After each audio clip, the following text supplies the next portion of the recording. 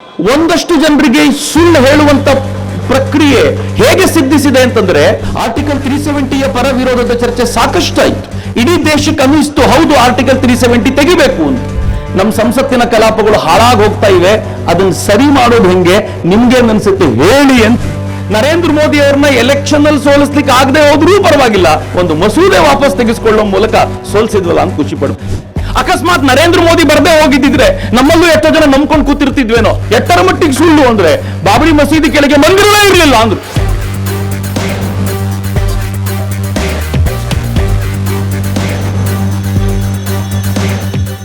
ಆಗಿರ್ತಕ್ಕಂಥದ್ದು ಶಿವಮೊಗ್ಗ ಹಿರಿಮೆಗೆ ಮತ್ತೊಂದು ಗರಿ. ಇವರು ಹಾಗೂ ಸಭಾಪತಿಗಳಾಗಿ ಅತ್ಯಂತ ಉತ್ಕೃಷ್ಟ of all the citizens of Shivamogga ಅವರನ್ನು ಹೃತ್ಪೂರ್ವಕವಾಗಿ ಸ್ವಾಗತಿಸ್ತಾ ಇದ್ದೇವೆ. ಹಾಗೆಯೇ ನರೇಂದ್ರ ಮೋದಿ ವಿಚಾರ ಮಂಚ್ ಅವರ ನಟೇಶ್ ಅವರು ಉಪಸ್ಥಿತರಿದ್ದಾರೆ, ಅವರಿಗೆ ಕೂಡ ಹೃತ್ಪೂರ್ವಕವಾಗಿರ್ತಕ್ಕಂಥ ಸ್ವಾಗತವನ್ನು ಕೋರ್ತಾ ಇದ್ದೇವೆ. ಎಸ್.ಎನ್. ಚನ್ನಬಸಪ್ಪರವರು ಆಡಳಿತ ಪಕ್ಷದ ನಾಯಕರು, ಮಹಾನಗರ ಪಾಲಿಕೆ ಶಿವಮೊಗ್ಗ, ಇವರಿಗೆ ಕೂಡ ಇದ್ದೇವೆ. ಹಾಗೂ ಉಪಸ್ಥಿತರಿರ್ತಕ್ಕಂಥ ಎಲ್ಲ ಚುನಾಯಿತ ಪ್ರತಿನಿಧಿಗಳಿಗೆ ಕೂಡ ಹೃತ್ಪೂರ್ವಕವಾಗಿರ್ತಕ್ಕಂಥ ಸ್ವಾಗತ. ಹಾಗಾಗಿ ಎಲ್ಲ ಕಾರ್ಯಕ್ರಮಗಳಿಗೆ ತಮ್ಮ ಉಪಸ್ಥಿತಿ ಅತ್ಯಂತ ಅಮೂಲ್ಯ ಮತ್ತು ಅತ್ಯಂತ ಶ್ಲಾಘನೀಯ.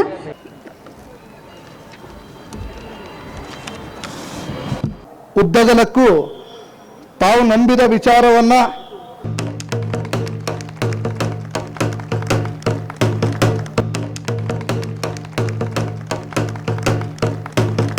ಒಂದೇನೆ ನಗಾರಿಯನ್ನ ಬಾರಿಸ್ತಾ ಒಂದು ದೇಶ ಒಂದು ಚುನಾವಣೆ ತಂದೆ ತರ್ತೀವಿ ಅನ್ನೋಂಥ ಪ್ರಯತ್ನದಲ್ಲಿ ಮುಂದಾಗಿರುವಂತಹ ದೇಶದ ಯುವಕರ ಪ್ರತೀಕ, ರಾಷ್ಟ್ರಭಕ್ತ ಯುವಕರ ಪ್ರತೀಕ ಶ್ರೀಯುತ ಚಕ್ರವರ್ತಿ ಸೂಲಿಬೆಲೆ ಅವರೇ, ನಮ್ಮೆಲ್ಲರೂ ಕೂಡ ಮಾರ್ಗದರ್ಶನ ಮಾಡ್ತಾರಂತ ಈ ರಾಜ್ಯದ ಹಿರಿಯ ರಾಜಕಾರಣಿಗಳಾದ ಮಾನ್ಯ ಡಿ.ಎಚ್. ಶಂಕರಮೂರ್ತಿ ಅವರೇ, ನರೇಂದ್ರ ಮೋದಿ ವಿಚಾರ ಮಂಚನ ರಾಷ್ಟ್ರೀಯ ಅಧ್ಯಕ್ಷರಾದ ರವಿ ಚಾಣಕ್ಯರವರೇ, ಕರ್ನಾಟಕ ರಾಜ್ಯದ ನರೇಂದ್ರ ಮೋದಿ ಮಂಚನ ಅಧ್ಯಕ್ಷರಾದ ಬಳ್ಳಿಕೆರೆ ಸಂತೋಷ್ ಅವರೇ, ಆಂಧ್ರ ಪ್ರದೇಶದ ಅಧ್ಯಕ್ಷರಾದ ಶ್ರೀಯುತ ನಟೇಶ್ ಅವರೇ, ಇಲ್ಲಿ ಸೇರಿದಂಥ ಎಲ್ಲ ರಾಷ್ಟ್ರಭಕ್ತ ಬಂಧು ಭಗಿನಿಯರೇ, ಈ ದೇಶದಲ್ಲಿ ಒಂದು ದೇಶ ಒಂದು ಚುನಾವಣೆ ಅನ್ನೋಂಥದ್ರ ಬಗ್ಗೆ ಚರ್ಚೆ ನಡೀತಾ ಇರೋದೇ ಒಂದು ನಾಚಿಕೆಯ ಸಂಗತಿ. ಒಂದು ದೇಶ ಅಂತಿದ್ದಾಗೇನೆ ಕೆಲವರಿಗೆ ಇದೊಂದು ಮಣ್ಣು ಕಲ್ಲು, ಈ ಮಣ್ಣು ಕಲ್ಲುಗಳ ಮುಖಾಂತರ ದುಡ್ಡು ಮಾಡ್ಕೋಬಹುದು ಅಂತ ಭಾವನೆಯ ಒಂದು ತುಂಡು ಭಾರತಾಂಬೆ ಅನ್ನೋಂಥ ಭಾವನೆ ಅವರೆಲ್ಲರದ್ದು ಇದೆ. ಆದರೆ ಇನ್ನೊಂದು ದೊಡ್ಡ ದೇಶದ ಜನರ ಅಪೇಕ್ಷೆ, ಒಂದು ದೇಶ ಅಂದರೆ ಅನೇಕ ವರ್ಷಗಳಿಂದ ಗುಲಾಮಗಿರಿಯ ಸ್ಥಿತಿಯಲ್ಲಿದ್ದಂಥ ಭಾರತಾಂಬೆಯನ್ನ ಹೋರಾಟ ಮಾಡಿ ಹಾಗೂ ಹೀಗೂ ಪಾಕಿಸ್ತಾನ ಹೋದ್ರೂ ಚಿಂತೆ ಇಲ್ಲ, ಒಂದು ಭಾರತ ಸ್ವತಂತ್ರವಾಗಿದೆ ಅನ್ನೋ ರೂಪದಲ್ಲಿ ಇನ್ನೂ ಇದ್ದು ಇವತ್ತಿಲ್ಲ ನಾಳೆ ಆ ಪಾಕಿಸ್ತಾನವನ್ನು ಕೂಡ ನಮ್ಮ ದೇಶಕ್ಕೆ ಸೇರಿಸ್ಕೊತೀವಿ ಅನ್ನಂತ ಭಾರತಾಂಬೆಯ ರಾಷ್ಟ್ರಭಕ್ತ ಯುವಕರು ಕೂಡ ಒಂದು ಕಡೆ ನಾವಿದ್ದೇವೆ. ಆದರೆ ಆ ಸ್ವಾತಂತ್ರ್ಯ ತರೋದಕ್ಕೆ ಹೋರಾಟ ಮಾಡಿದಂಥ ವೀರ ಸ್ವಾತಂತ್ರ್ಯ ಹೋರಾಟಗಾರರ ನೆನಪನ್ನು ಕೂಡ ನಾವು ಮಾಡ್ಕೋತೀವಿ. ಭಾರತ ಒಂದು ದೇಶ ಅಂತಿದ್ದಂಗೆ ನಮ್ಮ ಕಣ್ಮುಂದೆ ಬರೋದು ಗುಲಾಮಗಿರಿಯ ಸಂಕೇತ ಹೋಗಿದೆ. ಆದರೂ ಕೂಡ ಇನ್ನೂ ಅಲ್ಲಿ ಗುಲಾಮರು ಅನ್ನಂಥ ಭಾವನೆಗಳಿನ್ನೂ ಬರ್ತಾ ಇದೆ. ಸ್ವಾತಂತ್ರ್ಯಕ್ಕೋಸ್ಕರ ಹೋರಾಟ ಮಾಡಿ ಸ್ವರ್ಗದಲ್ಲಿರುವಂಥ ಆ ಸ್ವಾತಂತ್ರ್ಯ ಹೋರಾಟಗಾರರ ನೆನಪು ಮಾಡ್ಕೊಳ್ಳಿ ನೋಡೋಣ. ಸ್ವಾತಂತ್ರ್ಯ ವೀರ ಸಾವರ್ಕರ್, ಸುಭಾಷ್ ಚಂದ್ರ ಬೋಸ್, ಚಂದ್ರಶೇಖರ್ ಆಜಾದ್ ಯಾಕೆ ಸ್ವಾತಂತ್ರ್ಯಕ್ಕೋಸ್ಕರ ಹೋರಾಟ ಮಾಡಿದ್ರು? ಈ ದೇಶದಲ್ಲಿ ಕೇವಲ ಆಡಳಿತವನ್ನು ನಡೆಸಬೇಕು, ಆಡಳಿತದ ಮುಖಾಂತರ ದೇಶದಲ್ಲಿಂದ ಧರ್ಮವನ್ನು ದೂರ ಮಾಡಬೇಕು, ಜಾತಿಯನ್ನ ಎಷ್ಟು ಸಾಧ್ಯವೋ ಅಷ್ಟು ಹೊಡಿಬೇಕು, ಅದ್ರ ಮುಖಾಂತರ ಅಧಿಕಾರದ ಮುಖಾಂತರ ದುಡ್ಡು ಮಾಡಬೇಕು ಅನ್ನೋದಕ್ಕೋಸ್ಕರ ಸ್ವತಂತ್ರಕ್ಕೋಸ್ಕರ ಹೋರಾಟ ಅವರೆಲ್ಲರೂ ಮಾಡಲಿಲ್ಲ. ಭಾರತವನ್ನ ಪ್ರಪಂಚದ ಮುಂದೆ ಭಾರತಾಂಬೆಯನ್ನ ಉನ್ನತ ಸ್ಥಾನಕ್ಕೆ ತಗೊಂಡೋಗ್ಬೇಕು ಅಂತ ಆ ಸ್ವಾತಂತ್ರ್ಯ ಹೋರಾಟಗಾರರೆಲ್ಲರೂ ಪ್ರಯತ್ನ ನಡೆಸಿದ್ರು. ಮೊನ್ನೆ ತನಕ ಈ ದೇಶದ ಯಾವುದೇ ಪ್ರಧಾನಮಂತ್ರಿಗಳು ವಿದೇಶಕ್ಕೆ ಹೋದ್ರೆ ಸಾಲ ಕೇಳಕ್ಕೆ ಬಂದೇನಪ್ಪ ಅನ್ನಂತ ಭಾವನೆ ಬರ್ತಿತ್ತು. ಆದ್ರೆ ಇವತ್ತು ಇಡೀ ಪ್ರಪಂಚದಲ್ಲಿ ಭಾರತ ಎಲ್ಲ ದೇಶಕ್ಕೂ ಕೂಡ ಎಲ್ಲ ವಿಚಾರದಲ್ಲೂ ನಾವು ಮುಂದೆ ಬಂದಿದ್ದೀವಿ ಅನ್ನೋದು ಆರಂಭ ಆಗಿದೆ. ಇದಕ್ಕೆ ಕಾರಣ ಈ ದೇಶದ ರಾಷ್ಟ್ರಭಕ್ತ ಪ್ರಧಾನಮಂತ್ರಿ ನರೇಂದ್ರ ಮೋದಿ ಅನ್ನೋದರ ಅನುಮಾನ ಇಲ್ಲ. ಆರಂಭ ಆಗಿದೆ. ಸ್ವಾತಂತ್ರ್ಯ ಹೋರಾಟಗಾರರು ಎಲ್ಲರೂ ಕನಸು ನನಸಾಗ್ತಾ ಇದೆ. ಆ ನನಸಿನ ಆಗ್ತಾ ಇರೋಂಥ ಸಂದರ್ಭದಲ್ಲಿ ಒಂದೊಂದೇ ಘಟನೆಗಳಿಗೆ ವಿವರಕ್ಕೆ ಹೋಗಲ್ಲ ನಾನು. ನಿಮ್ಮೆಲ್ಲರಿಗೂ ಗೊತ್ತಿದೆ, ಆರ್ಟಿಕಲ್ 370 ಬಗ್ಗೆ ಇರ್ಬೋದು, ಅಯೋಧ್ಯೆ ರಾಮ ಮಂದಿರ ಇರ್ಬೋದು, ಕಾಶ್ಮೀರದ ಬಗ್ಗೆ ಇರ್ಬೋದು, ಅನೇಕ ಅಂಶಗಳು ನಾನು ಹೇಳ್ತಾ ಹೋಗಲ್ಲ. ಆದರೆ ಇವತ್ತು ನಾವೆಲ್ಲರೂ ಕೂಡ ಇಲ್ಲಿ ಸೇರಿದ್ದೀವಿ, ರಾಷ್ಟ್ರಭಕ್ತರು. ಇಡೀ ಶಿವಮೊಗ್ಗ ನಗರದ ಜಿಲ್ಲೆಯ ಜನ ನಾವು ಯಾಕೆ ಇಲ್ಲಿ ಸೇರಿದ್ದೀವಿ ಅಂದ್ರೆ, ಈ ದೇಶ ನರೇಂದ್ರ ಮೋದಿಯವರ ನೇತೃತ್ವದಲ್ಲಿ ಪ್ರಪಂಚದಲ್ಲಿ ಒಳ್ಳೆ ಸ್ಥಾನಕ್ಕೆ ಹೋಗ್ತಾ ಇದೆ. ಒಂದು ದೇಶ ಒಂದು ಚುನಾವಣೆ ಅನ್ನೋಂಥ ಅಂಶವನ್ನ ಕೇಳೋಕ್ಕೋಸ್ಕರ ನೀವು ಬಂದಿದ್ದೀವಿ. ಕೇಳೋದಕ್ಕೋಸ್ಕರ ಮಾನ್ಯ ಚಕ್ರವರ್ತಿ ಸೂಲಿಬೆಲೆ ಅವರು ಬಂದಿದ್ದಾರೆ. ಅವ್ರ ಮಾತು ಕೇಳೋಕ್ಕೋಸ್ಕರ ನಾವೆಲ್ಲ ಬಂದಿದ್ದೀವಿ. ನನಗೆ ಗೊತ್ತು ಯಾಕೆ ಒಂದೇ ಚುನಾವಣೆ ಆಗಬೇಕು. ಗ್ರಾಮ ಪಂಚಾಯತಿ ಚುನಾವಣೆ ಆಗುತ್ತೆ, ಅದು ಮುಗಿತಿದ್ದಂಗೆ ತಾಲೂಕ್ ಪಂಚಾಯತ್ ಜಿಲ್ಲಾ ಪಂಚಾಯತ್ ಚುನಾವಣೆ, ಅದಾಗ್ತಿದ್ದಂಗೆ ಕಾರ್ಪೊರೇಷನ್ ಚುನಾವಣೆ, MLA ಚುನಾವಣೆ, MP ಚುನಾವಣೆ, ವರ್ಷಿಡೀ ಚುನಾವಣೆಗಳೇ. ಯಾವ ಸರ್ಕಾರಿ ಅಧಿಕಾರಿಗಳು ಸಾಮಾನ್ಯ ಜನರ ಕೆಲಸಗಳನ್ನ ಮಾಡಬೇಕು ಅನ್ನೋಂಥ ಅಪೇಕ್ಷೆ ಇದೆ, ಕೆಲಸ ಮಾಡೋಕ್ಕಾಗಲ್ಲ. ಸರ್ಕಾರಿ ಅಧಿಕಾರಿಗಳು ಪೂರ್ಣ ಚುನಾವಣೆಯಲ್ಲಿ ಅವರು ಸಮಯ ಕಳೀತಾರೆ. ಇದು ಅಧಿಕಾರಿಗಳಾದ್ರೆ ಅಭಿವೃದ್ಧಿ ಏನು, ಬಜೆಟ್ ಘೋಷಣೆಗಳು ಮಾತ್ರ ಆಗುತ್ತೆ ಕೇಂದ್ರ ಸರ್ಕಾರದ್ದು, ರಾಜ್ಯ ಸರ್ಕಾರದ್ದು, ಗ್ರಾಮ ಪಂಚಾಯತಿ, ಜಿಲ್ಲಾ ಪಂಚಾಯತ್, ಕಾರ್ಪೊರೇಷನ್ಗಳಲ್ಲಿ. ಅಭಿವೃದ್ಧಿ ನಡೆಯಲ್ಲ. ಇದನ್ನು ಗಮನಿಸ್ತಾ ಸಂದರ್ಭದಲ್ಲಿ ಈ ವಿರೋಧ ಮಾಡ್ತಾರಂತ ವ್ಯಕ್ತಿಗಳಿಗೆ ನನಗೆ ಯಾಕೆ ವಿರೋಧ ಮಾಡ್ತಾರೆ ನನಗಂತೂ ಅರ್ಥ ಆಗ್ತಿಲ್ಲ. ಒಂದು ಚುನಾವಣೆ ಅಂದ ತಕ್ಷಣ ಸರಿ ನಾವು ತಯಾರಿದ್ದೀವಿ ಏನಂತ ಮಾತನ್ನ ಘೋಷಣೆ ಮಾಡಬೇಕಾಗಿತ್ತು. ಅಭಿವೃದ್ಧಿ ನಡೆಯಲ್ಲ. ಈ ವರ್ಷಿಡೀ ಚುನಾವಣೆ ಜೊತೆಗೆ ಆರ್ಥಿಕ ನಷ್ಟ ಪ್ರತಿ ಚುನಾವಣೆಗೂ ಕೂಡ ಖರ್ಚಾಗ್ತಾನೆ ಹೋಗ್ತಾ ಇರುತ್ತೆ. ಆರ್ಥಿಕ ನಷ್ಟ ಎಷ್ಟರ ಮಟ್ಟಿಗೆ ಅಂತಂದ್ರೆ ವಿದೇಶಿ ವ್ಯಕ್ತಿಗಳು ನೋಡ್ತಾ ಇದ್ದಾರೆ, ಭಾರತ ಅಭಿವೃದ್ಧಿ ಆಗಬೇಕು ಅಂತ ಯೋಚನೆ ಮಾಡ್ತಿರ್ಬೇಕಾದ್ರೆ ಹಣ ಒಂದು ರೀತಿಯ ನೀರು ರೂಪದಲ್ಲಿ ಚುನಾವಣೆಗಳಿಗೆ ಖರ್ಚು ಮಾಡ್ತಾ ಹೋದ್ರೆ ಹೇಗೆ ಅಭಿವೃದ್ಧಿ ಆಗುತ್ತೆ? ಸಾಧ್ಯ ಇಲ್ಲ. ಹಾಗಾಗಿ ಚುನಾವಣೆಗಳು ಒಂದೇ ಸರಿ ನಡೆದಾಗ ಎಲ್ಲ ಸರ್ಕಾರಿ ನೌಕರು ಒಂದು ಸರಿ ಚುನಾವಣೆ ತೊಡಗ್ತಾರೆ. ಚುನಾವಣೆಗಳು ಮುಗುತ್ತೆ, ಅಭಿವೃದ್ಧಿ ಕಾರ್ಯಗಳು ಆರಂಭ ಆಗುತ್ತೆ, ಯಾವುದೇ ಗೊಂದಲಗಳಿರೋಲ್ಲ. ಮತ್ತೆ ಇನ್ನೊಂದು, ಸ್ಥಿರ ಸರ್ಕಾರಗಳು ನೀವು ನೋಡ್ತಾ ಇರ್ಬೋದು. ಚುನಾವಣೆ ಅಂತಿದ್ದಂಗೆ ಚುನಾವಣೆಯಲ್ಲಿ ಗೆದ್ದಂತ ಮುಖ್ಯಮಂತ್ರಿ ಯಾವಾಗ ನನ್ನ ಸರ್ಕಾರ ಹೋಗುತ್ತೋ ಗೊತ್ತಿಲ್ಲ. ಯಾವುದೇ ಪಕ್ಷದವರು ಇರ್ಬೋದು, ಗೆದ್ದಂತ MLAಗಳು ಪಕ್ಷದ ನಿಷ್ಠೆ, ಯಾರು ಚುನಾವಣೆ ಗೆಲ್ಲಿಸಿದ್ರು ಮತದಾರರು ಅವ್ರ ನಿಷ್ಠೆ, ರಾಷ್ಟ್ರ ನಿಷ್ಠೆ, ಯಾವ ನಿಷ್ಠೆನೇ ಇಲ್ಲ. ನನಗೆ ಅಧಿಕಾರ ಬೇಕು, ನನಗೆ ಮಂತ್ರಿ ಬೇಕು, ರಾಜೀನಾಮೆ ಗೆಲ್ಸರಂತ ಮತದಾರರಿಗೆ ಪಕ್ಷಕ್ಕೆ ದ್ರೋಹ ಮಾಡಿ ರಾಜೀನಾಮೆ ಕೊಟ್ಟೋಗ್ತಾರೆ. ಸ್ಥಿರ ಸರ್ಕಾರ ಇಲ್ಲ. ಕರ್ನಾಟಕ ರಾಜ್ಯದ ಉದಾಹರಣೆ ಕೊಡ್ತೀನಿ ನಾನು.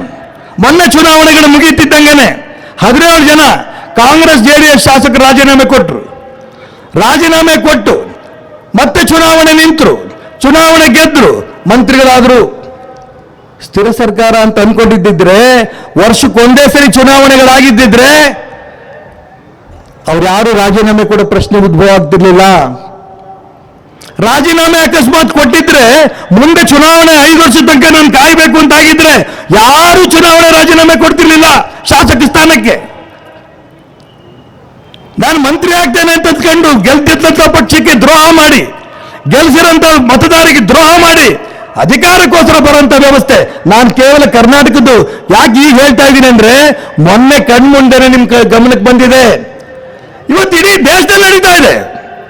ಯಾರು ಬೇಕಾದ್ರೆ ಯಾವಾಗ ಬೇಕಾದ್ರೆ ಚುನಾವಣೆ ನಿಲ್ಬೋದು, ಚುನಾವಣೆಗೆ ರಾಜೀನಾಮೆ ಕೊಡ್ಬೋದು, ಯಾವ ಪಕ್ಷಕ್ಕೆ ಬೇಕಾದ್ರೆ ಸೇರ್ಕೋಬಹುದು, ಅಲ್ಲಿ ಸೇರ್ಕೊಂಡ ನಂತರ ಮಂತ್ರಿ ಆಗ್ಬೋದು. ಸುಸ್ಥಿರ ಸರ್ಕಾರ ಸಿಗಕ್ಕೆ ಸಾಧ್ಯನಾ? ದೇಶದ ಅಭಿವೃದ್ಧಿ ಆಗಕ್ಕೆ ಸಾಧ್ಯನಾ? ಅದಕ್ಕೋಸ್ಕರ ಇವನ್ನೆಲ್ಲವನ್ನು ನಾವು ಗಮನಿಸ್ತಾ ಇದ್ದೇವೆ. ಇವೆಲ್ಲವೂ ಗಮನಿಸಿ ಇಡೀ ದೇಶ ಒಂದು, ಯಾಕೆಂದ್ರೆ ಚುನಾವಣೆ ಅಂತಿದ್ದಂಗೆನೆ ಕಾಶ್ಮೀರದಿಂದ ಕನ್ಯಾಕುಮಾರಿ ತನಕ ಚುನಾವಣೆ, ಎಲ್ಲ ಚುನಾವಣೆಗಳು ಒಂದೇ ಆದಾಗ ವಿದೇಶಿ ವ್ಯಕ್ತಿಗಳು ನೋಡ್ತಾ ಇದ್ದಾರೆ ಯಾವ ವ್ಯಕ್ತಿಗಳು, ಯಾವ ರಾಜ್ಯ, ಯಾವ ದೇಶ ಅಂತ ಅನ್ಕೊಂಡಿದ್ದೀವಿ. ಇಡೀ ದೇಶದಿರುವಂತ ಎಲ್ಲ ಧರ್ಮ, ಎಲ್ಲ ಜಾತಿ, ಎಲ್ಲ ಪ್ರಾಂತ, ಎಲ್ಲ ಭಾಷೆ ಯಾವ ಕಡೆ ಹೋಗುತ್ತೆ ಅನ್ನೋದನ್ನ ಇಡೀ ದೇಶ ನೋಡುತ್ತೆ, ಪ್ರಪಂಚ ನೋಡುತ್ತೆ. ಹಾಗಾಗಿ ಇವತ್ತೇನು ಮಾನ್ಯ ಈ ದೇಶದ ನೆಚ್ಚಿನ ಪ್ರಧಾನಮಂತ್ರಿ ನರೇಂದ್ರ ಮೋದಿ ಅವರು ಈ ಒಂದು ಒನ್ ನೇಷನ್ ಒನ್ ಎಲೆಕ್ಷನ್ ಅಂತ ತಂದಿದ್ದಾರೆ, ಹುಡುಗಾಟಿಗೆ ತಂದಿಲ್ಲ. ನಮಗೆ ಒಳ್ಳೇದಾಗತ್ತೆ, ಭಾರತೀಯ ಜನತಾ ಪಾರ್ಟಿ ಒಳ್ಳೇದಾಗತ್ತೆ, ನರೇಂದ್ರ ಮೋದಿ ಒಳ್ಳೇದಾಗತ್ತೆ ಅದಕ್ಕಲ್ಲ, ಈ ದೇಶಕ್ಕೆ ಒಳ್ಳೇದಾಗತ್ತೆ. ದೇಶದ ಆರ್ಥಿಕ ಪರಿಸ್ಥಿತಿ ಸುಧಾರಿಸ್ತಾ ಹೋಗುತ್ತೆ, ಸುಸ್ಥಿರ ಸರ್ಕಾರಗಳು ಇಡೀ ದೇಶದಲ್ಲಿ ಸಿಗ್ತಾ ಹೋಗುತ್ತೆ, ದೇಶದ ಅಭಿವೃದ್ಧಿ ಆಗತ್ತೆ. ಈ ದಿಕ್ಕಿನಲ್ಲಿ ಯೋಚನೆ ಮಾಡ್ಕೊಂಡು ಹೊರಟಂತ ಸಂದರ್ಭದಲ್ಲಿ ಕೇಳಿದೆ, ನಾನು ಬಹಳ ನೊಂದೆ. ಯಾಕಂದ್ರೆ ಶಿವಮೊಗ್ಗ ನಗರ ಸ್ವಾಭಾವಿಕ ರಾಷ್ಟ್ರಭಕ್ತಿಗೆ ಬೆಂಬಲ ಕೊಡ್ತಾರಂತ ವ್ಯವಸ್ಥೆ ಇದೆ. ಮನೆ ಚಕ್ರವರ್ತಿ ಸೂಲಿಬೇಲಿ ಅವರು ಇಲ್ಲಿ ಬಂದು ಒನ್ ನೇಷನ್ ಒನ್ ಎಲೆಕ್ಷನ್ ಈ ವಿಚಾರಕ್ಕೆ ಮಾತಾಡ್ತಾರೆ ಅಂತಂದಾಗ ಕೆಲವು ಕಾಂಗ್ರೆಸ್ ವ್ಯಕ್ತಿಗಳು ಇಲ್ಲಿ ಬಂದು ಪ್ರತಿಭಟನೆ ಮಾಡ್ತಿದ್ದಾರೆ ಅಂತಂದಾಗ ಅವ್ರಿಗೆ ಏನೇನೂ ಕಲ್ಪನೆ ಇಲ್ಲ. ದೇಶ ಅಂದ್ರೇನು ಗೊತ್ತಿಲ್ಲ. ಒಂದು ಭಾರತೀಯ ಜನತಾ ಪಾರ್ಟಿ ಈ ದೇಶ ಅಧಿಕಾರ ನಡೆಸ್ತಾ ಇದೆ, ರಾಜ್ಯ ಅಧಿಕಾರ ನಡೆಸ್ತಾ ಇದೆ, ಅದು ತಗೊಂಡಿರೋಂಥ ವಿಚಾರ ಇದಿದೆ, ಒನ್ ನೇಷನ್ ಒನ್ ಎಲೆಕ್ಷನ್, ಅದಕ್ಕೋಸ್ಕರ ವಿರೋಧ ಮಾಡಬಹುದು. ಕರ್ನಾಟಕ ರಾಜ್ಯದಲ್ಲಿ ವಿಧಾನಸಭೆಯಲ್ಲಿ ಚರ್ಚೆಗೆ ಇಟ್ಕೊಂಡಿದ್ರು ನಮ್ಮ speaker, one nation one election ಬಗ್ಗೆ ನೀವು ಬಂದು ಮಾತಾಡಿ ಅಂತ. ಮಾತಾಡಕ್ಕೆ ತಾಕತ್ತಿಲ್ಲ, ಪ್ರೊಟೆಸ್ಟ್ ಮಾಡಿದ್ರು. ಇವತ್ತು ಅಧಿವೇಶನವನ್ನೇ ಮುಂದಾಕಿಸಿದ್ರು. ಇದು ಪ್ರಜಾಪ್ರಭುತ್ವ ವ್ಯವಸ್ಥೆಗೆ ನಡೀತಾ ಇದ್ದ ದ್ರೋಹ. ನಾನೇನು ಹೇಳಕ್ ಹೊರಟಿದ್ದೀನಿ ಅಂತಂದ್ರೆ, ನಾವು ಇಲ್ಲಿ ಕೂತಿದ್ದೇವೆ, ಯಾಕೆ ಬಂದು ಕೂತಿದ್ದೇವೆ? ಒನ್ ನೇಷನ್ ಒನ್ ಎಲೆಕ್ಷನ್ ಈ ವಿಚಾರಕ್ಕೆ ತಿಳ್ಕೊಂಡಕ್ಕೆ ನಾವು ಬಂದಿದ್ದೇವೆ. ಒಬ್ಬ ರಾಷ್ಟ್ರಭಕ್ತ ಯುವಕ, ಅವ್ರ ಬಗ್ಗೆ ಸಂಪೂರ್ಣ ಇಡೀ ದೇಶದ ಜನಕ್ಕೆ ನಂಬಿಕೆ ಇದೆ. ಅವ್ರು ಏನ್ ಹೇಳ್ತಾರೆ ಚಕ್ರವರ್ತಿ ಸೂಲಿಬೇಲಿ ಅದು ದೇಶದ ಪರವಾಗಿರುತ್ತೆ. ಈ ನಂಬಿಕೆಯಿಂದ ನಾವೆಲ್ಲರೂ ಕೂಡ ಇಲ್ಲಿ ಬಂದು ಕೂತಿದ್ದೇವೆ. ಹಾಗಾಗಿ ಅವ್ರು ಹೆಚ್ಚಿನ ಮಾತುಗಳನ್ನ ಆಡ್ತಾರೆ. ನಾನು ಹೆಚ್ಚಿನ ಸಮಯ ತಗೊಳಕ್ಕೆ ಇಷ್ಟಪಡೋದಿಲ್ಲ. ಅವ್ರ ಮಾತನ್ನು ಕೇಳೋದಕ್ಕೋಸ್ಕರ ಬಂದೆ ನಾನು. ಶ್ರೀಯುತ ಬಳ್ಳಿಕೆರೆ ಸಂತೋಷ್ ಅವ್ರು ಬರಬೇಕು ಅಂತ ಅಂದಾಗ ಇಲ್ಲಿ ಬಂದು ಕೂತಾಗ ಗೊತ್ತಾಯ್ತು ನಾನು ಕೂಡ ಮಾತಾಡಬೇಕು ಅಂತ. ಇನ್ನು ಅನೇಕ ಅಂಶಗಳು ಒನ್ ನೇಷನ್ ಒನ್ ಎಲೆಕ್ಷನ್ ಬಗ್ಗೆ ಇದೆ. ಆದರೆ ಅವರ ಅಂಶಗಳನ್ನ ನಾವೆಲ್ಲ ತಿಳ್ಕೊಳ್ಳೋಣ. ಇಡೀ ರಾಜ್ಯದ, ನಾನು ಮತ್ತೆ ಹೇಳ್ತೇನೆ, ಕಾಂಗ್ರೆಸ್ ಮಿತ್ರರಿಗೆ, JDS ಮಿತ್ರರಿಗೆ, ಬೇರೆ ಬೇರೆ ಪಕ್ಷದ ಮಿತ್ರರಿಗೆ ದೇಶದ ಬಗ್ಗೆ ಗಮನ ಕೊಡಿ. ಭಾರತೀಯ ಜನತಾ ಪಾರ್ಟಿ ವಿಚಾರ ಸಿದ್ಧಾಂತಕ್ಕೆ ನೀವು ಟೀಕೆ ಮಾಡಿ, ಅಭಿವೃದ್ಧಿ ಕಾರ್ಯಗಳಾಗಿದ್ದರೆ ಟೀಕೆ ಮಾಡಿ, ಭ್ರಷ್ಟಾಚಾರಗಳಾಗಿದ್ದರೆ ಟೀಕೆ ಮಾಡಿ. ವಿರೋಧ ಪಕ್ಷದಲ್ಲಿದ್ದು ನಾವು ಅದನ್ನು ಟೀಕೆ ಮಾಡಿಕೊಂಡೇ ಮೇಲೆ ಬಂದಿರೋದು. ಆದರೆ ದೇಶಕ್ಕೆ ಒಳ್ಳೆಯದಾಗತ್ತೆ ಅನ್ನೋ ಪರಿಸ್ಥಿತಿ ಬಂದಾಗ ನಮ್ಮ ರಕ್ತ ಕೊಟ್ಟಿರ್ಬೋದು, ಆದರೆ ದೇಶಕ್ಕೆ ದ್ರೋಹ ಮಾಡೋಂಥ ಕೆಲಸ ನಮ್ಮ ಜೀವನದಲ್ಲಿ ಮಾಡಿಲ್ಲ, ಮಾಡಲ್ಲ ಅನ್ನೋಂಥ ಅಂಶವನ್ನು ಈ ಸಂದರ್ಭ ಹೇಳಕ್ಕೆ ಇಷ್ಟಪಡ್ತೇನೆ. ಇಷ್ಟು ಮಾತ್ರ ಈ ಸಂದರ್ಭ ತಿಳಿಸ್ತಾ, ನಾವೆಲ್ಲರೂ ಕೂಡ ಚಕ್ರವರ್ತಿ ಸೂಲಿಬೇಲಿ ಅವರು ನಮ್ಮೆಲ್ಲರದು ಕೂಡ ಜ್ಞಾನವನ್ನ ಜಾಸ್ತಿ ಮಾಡೋ ದಿಕ್ಕಿನಲ್ಲಿ, ದೇಶಭಕ್ತಿಯನ್ನು ಚಿಮ್ಸೋ ದಿಕ್ಕಿನಲ್ಲಿ ಒಬ್ಬ ರಾಷ್ಟ್ರಭಕ್ತ ತರುಣ ಬಂದಿದ್ದಾನೆ. ಶಿವಮೊಗ್ಗ ಕ್ಷೇತ್ರ ಶಾಸಕನಾಗಿ, ರಾಜ್ಯದ ಒಬ್ಬ ಮಂತ್ರಿಯಾಗಿ ಚಕ್ರವರ್ತಿ ಸೂಲಿಬೇಲಿ ಅವರಿಗೆ ತಮ್ಮೆಲ್ಲರ ಪರವಾಗಿ ತುಂಬಾ ಸಂತೋಷದಿಂದ ಈ ಒಂದು ಕಾರ್ಯಕ್ರಮಕ್ಕೆ ಸ್ವಾಗತವನ್ನ ಕೋರ್ತಾ ಇದ್ದೀನಿ. ತಮ್ಮೆಲ್ಲರ ಪರವಾಗಿ ದೊಡ್ಡ ಚಪ್ಪಾಳೆ ಮುಖಾಂತರ ಮನೆ ಚಕ್ರವರ್ತಿ ಸೂಲಿಬೇಲಿ ಬೆಂಬಲವನ್ನು ಸೂಚಿಸಬೇಕು ಅಂತೇಳಿ ನನ್ನ ಮಾತನ್ನು ಮುಗಿಸ್ತೀನಿ. ನಮಸ್ಕಾರ. ಮಾತನಾಡ ಸೂಲಿಬೇಲಿ ಅವರು ಬಂದಿದ್ದಾರೆ, ಅದನ್ನು ಕೇಳೋದಕ್ಕೆ ನಾವೆಲ್ಲ ಕಾಯ್ತಾ ಇದ್ದೇವೆ. ಒಂದೆರಡು ವಿಷಯ, ಸಣ್ಣ ವಿಷಯಗಳನ್ನು ನಾನು ಇದನ್ನಕ್ಕೆ ಜೋಡಿಸೋದಕ್ಕೆ ಇಷ್ಟಪಡ್ತೇನೆ. ಈಶ್ವರಪ್ಪನವ್ರು ಮಾತನಾಡ್ತಾ ಒಂದು ಮಾತನ್ನು ಹೇಳಿದ್ರು, ಯಾಕೆ ವಿರೋಧ ಮಾಡ್ತಾರೆ ಗೊತ್ತಾಗ್ತಾ ಇಲ್ಲ ನನಗೆ ಅಂತ. ನನಗೂ ಭಾಳಷ್ಟು ವಿಷಯಗಳಲ್ಲಿ ಗೊತ್ತಾಗ್ತಾ ಇಲ್ಲ. ಈಗ ಇವತ್ತಾನೇ ನಾನು ಇಲ್ಲಿ ಬರೋಕ್ಕೆ ಮುಂಚೆ TV ನೋಡಿಕೊಂಡು ಬಂದೆ. ನಮ್ಮ ನೆಚ್ಚಿನ ಪ್ರಧಾನಮಂತ್ರಿಗಳು ಪಕ್ಕದ ದೇಶ, ಭಾರತದ ಭಾಗವಾಗಿದ್ದಂಥ ಪಕ್ಕದ ದೇಶ ಬಾಂಗ್ಲಾದೇಶಕ್ಕೆ ಪ್ರಯಾಣ ಮಾಡಿ ಅಲ್ಲಿ ಕಾರ್ಯಕ್ರಮಗಳನ್ನು ನಡೆಸ್ತಾ ಇದ್ದಾರೆ. ತುಂಬ ಚೆನ್ನಾಗಿ ಬರ್ತಾ ಇದೆ. ಆದರೆ ಕೆಲವು ರಾಜಕಾರಣಿಗಳು, ಅದು ಕಾಂಗ್ರೆಸ್ ಇರ್ಬೋದು, ಬೇರೆ ಬೇರೆ ಪಾರ್ಟಿಯವರು ಇರ್ಬೋದು, ಯಾಕೆ ಅಂತ ನನಗೂ ಅರ್ಥ ಆಗ್ತಾ ಇಲ್ಲ. ಕಾಂಗ್ರೆಸ್ನವ್ರು ಸಿಕ್ಕರೆ ಕೇಳಬೇಕು ಅಂತಿದ್ದೀನಿ. ಭಾಳ ಜನ ಸ್ನೇಹಿತರು ಕಾಂಗ್ರೆಸ್ನಲ್ಲಿದ್ದಾರೆ ನನಗೆ. ನರೇಂದ್ರ ಮೋದಿಯವರು ಅಲ್ಲಿ ಹೋಗಿದ್ದನ್ನು ವಿರೋಧ ಮಾಡ್ತಾ ಇದ್ದಾರೆ. ಅಲ್ರಿ, ನಮ್ಮ ದೇಶದ ಒಬ್ಬ ಪ್ರಧಾನಮಂತ್ರಿ ಪಕ್ಕದ ದೇಶಕ್ಕೆ ಹೋಗಿ ಗೌರವವನ್ನು ಅವನಿಗಲ್ಲ ಈ ದೇಶಕ್ಕೆ ತರ್ತಾ ಇದ್ದಾರೆ, ವಿರೋಧ ಮಾಡ್ತಿರಲ್ಲ ಅಂತ ಹೇಳಬೇಕು ಅಂತ ಇದ್ದೇನೆ. ಆದರೆ ಅವರು ವಿರೋಧ ಮಾಡ್ತಾರೆ. ಯಾಕೆ ವಿರೋಧ ಮಾಡ್ತಾರೆ ಗೊತ್ತಿಲ್ಲ.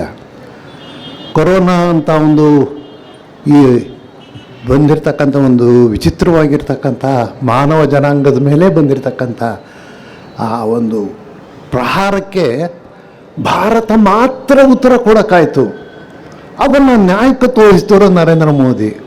ಆದರೆ ನರೇಂದ್ರ ಮೋದಿ ಕೊರೋನಾ ಸರಿ ಮಾಡಲಿಲ್ಲ ಅಂತ ಅಷ್ಟೇ ಹೇಳ್ತಾರೆ, ವಿರೋಧ ಮಾಡ್ತಾರೆ. ಯಾಕೆ ವಿರೋಧ ಮಾಡ್ತೀರಾ ಅಂತಂದರೆ ಗೊತ್ತಿಲ್ಲ ಅವರಿಗೆ. ಯಾಕೆ ವಿರೋಧ ಮಾಡ್ತಾರೆ ಅನ್ನೋದನ್ನು ಹೇಳೋಕ್ಕೆ ಬರಲ್ಲ.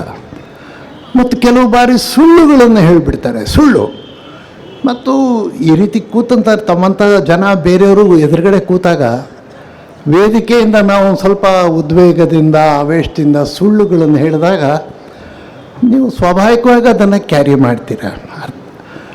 ಈ ರೀತಿ ಸುಳ್ಳುಗಳನ್ನೇ ಹೇಳಿಕೊಂಡು ಎಷ್ಟು ಸುಳ್ಳುಗಳು. ನಾನಿವತ್ತು ಬೆಳಿಗ್ಗೆ ಅಗ್ರಿಕಲ್ಚರ್ ಕಾಲೇಜಿಗೆ ಹೋಗಿದ್ದೆ. ಅಲ್ಲೊಂದು ಕಾರ್ಯಕ್ರಮಕ್ಕೆ ಕರೆದಿದ್ರು ನನಗೆ. ಆ ವೇದಿಕೆ ಒಂದು ಹಾಲ್ ಇದೆ ಅಲ್ಲಿ ಶಿವಮೊಗ್ಗದಲ್ಲಿರೋ ಅಗ್ರಿಕಲ್ಚರ್ ಕಾಲೇಜಿನಲ್ಲಿ. ಆ ಹಾಲಿಗೆ ಹೆಸರಿಟ್ಟಿದ್ದಾರೆ ಸ್ವಾಮಿನಾಥನ್ ಸಭಾಂಗಣ ಅಂತ.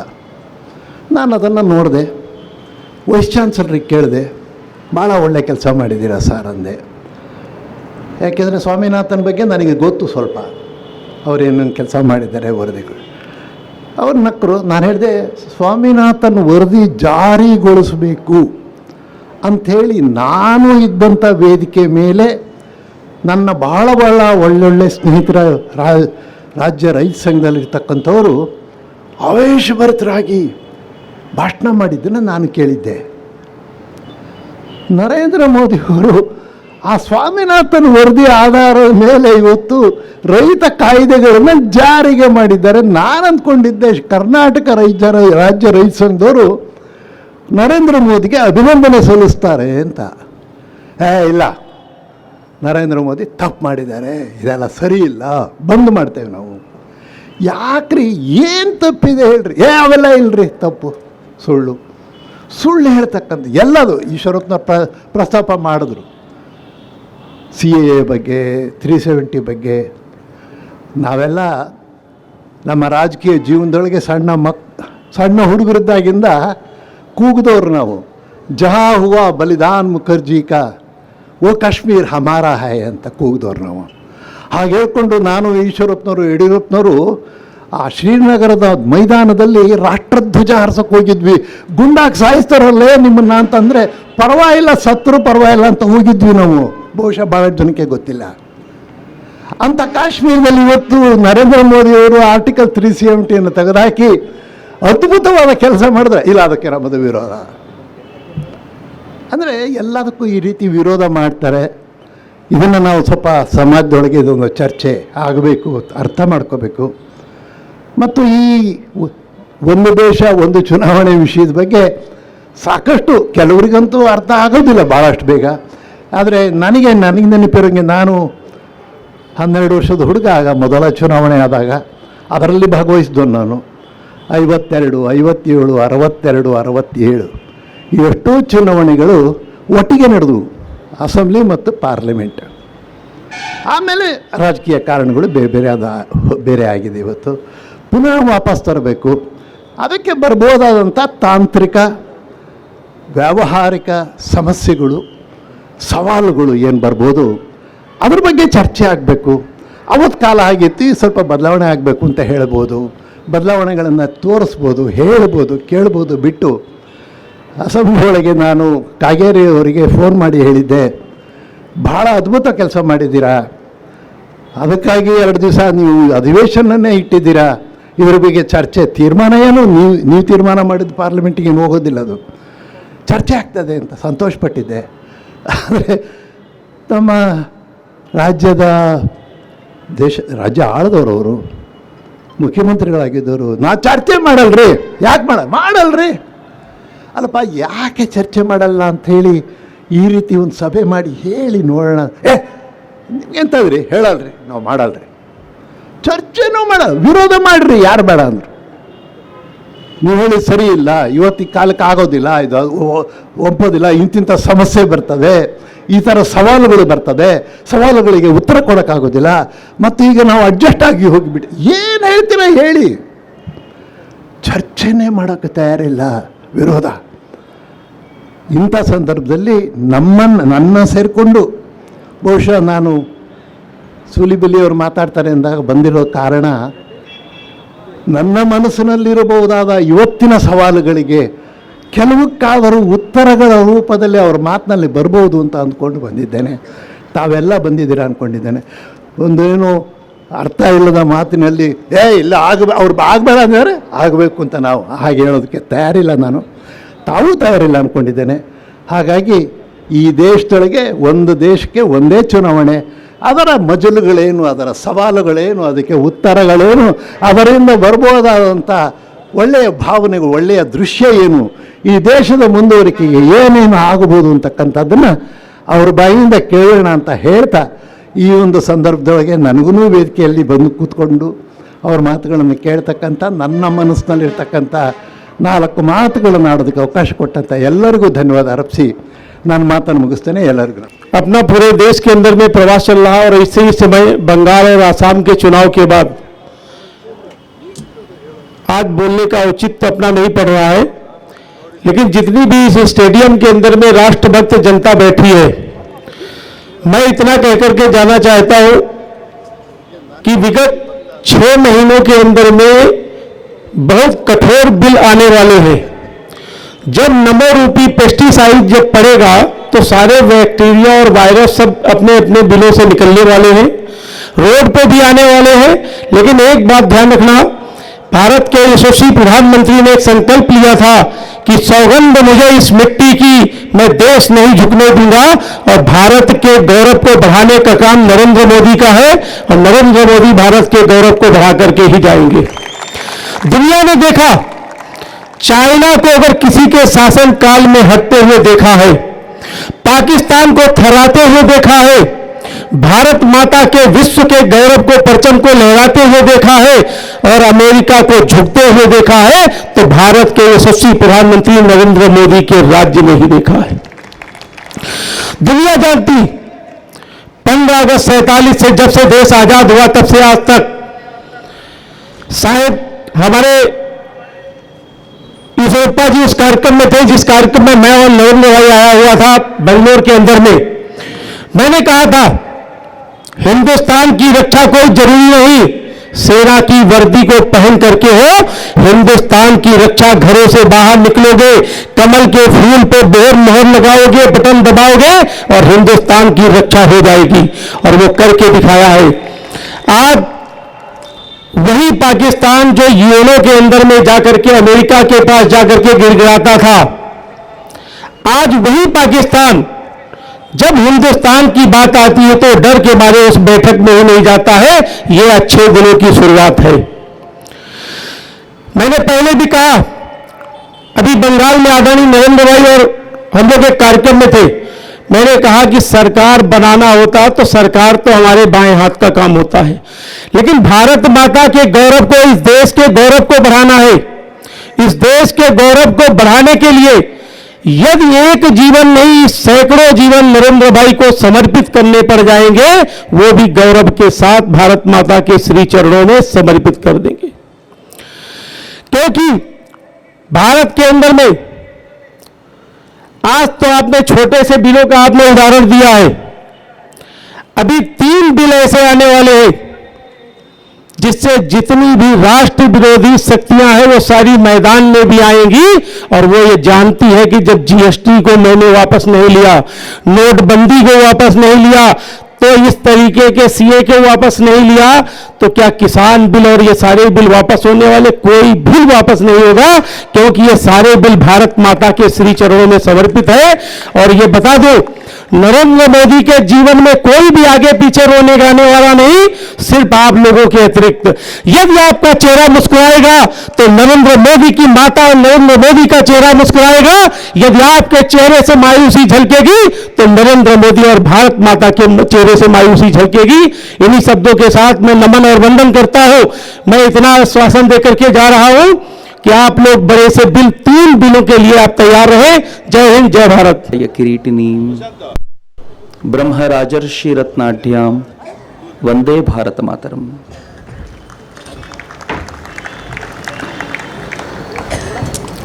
ವೇದಿಕೆಯ ಮುಂಭಾಗದಲ್ಲಿ ಆಸೀನರಾಗಿರುವ ಎಲ್ಲ ಆದರಣೀಯ ಹಿರಿಯರಿಗೆ ಮತ್ತು ಒಂದು ವಿಶೇಷವಾದ ವಿಚಾರದ ಚರ್ಚೆಗೆ ಬಂದಿರುವಂಥ ಶಿವಮೊಗ್ಗದ ಸಮಸ್ತ ದೇಶಭಕ್ತ ಬಂಧುಗಳಿಗೆ, ಮಾತಾ ಭಗಿನಿಯರಿಗೆ ಶ್ರದ್ಧೆಯ ನಮನಗಳನ್ನು ಸಮರ್ಪಿಸ್ತಾ ಇದ್ದೀನಿ.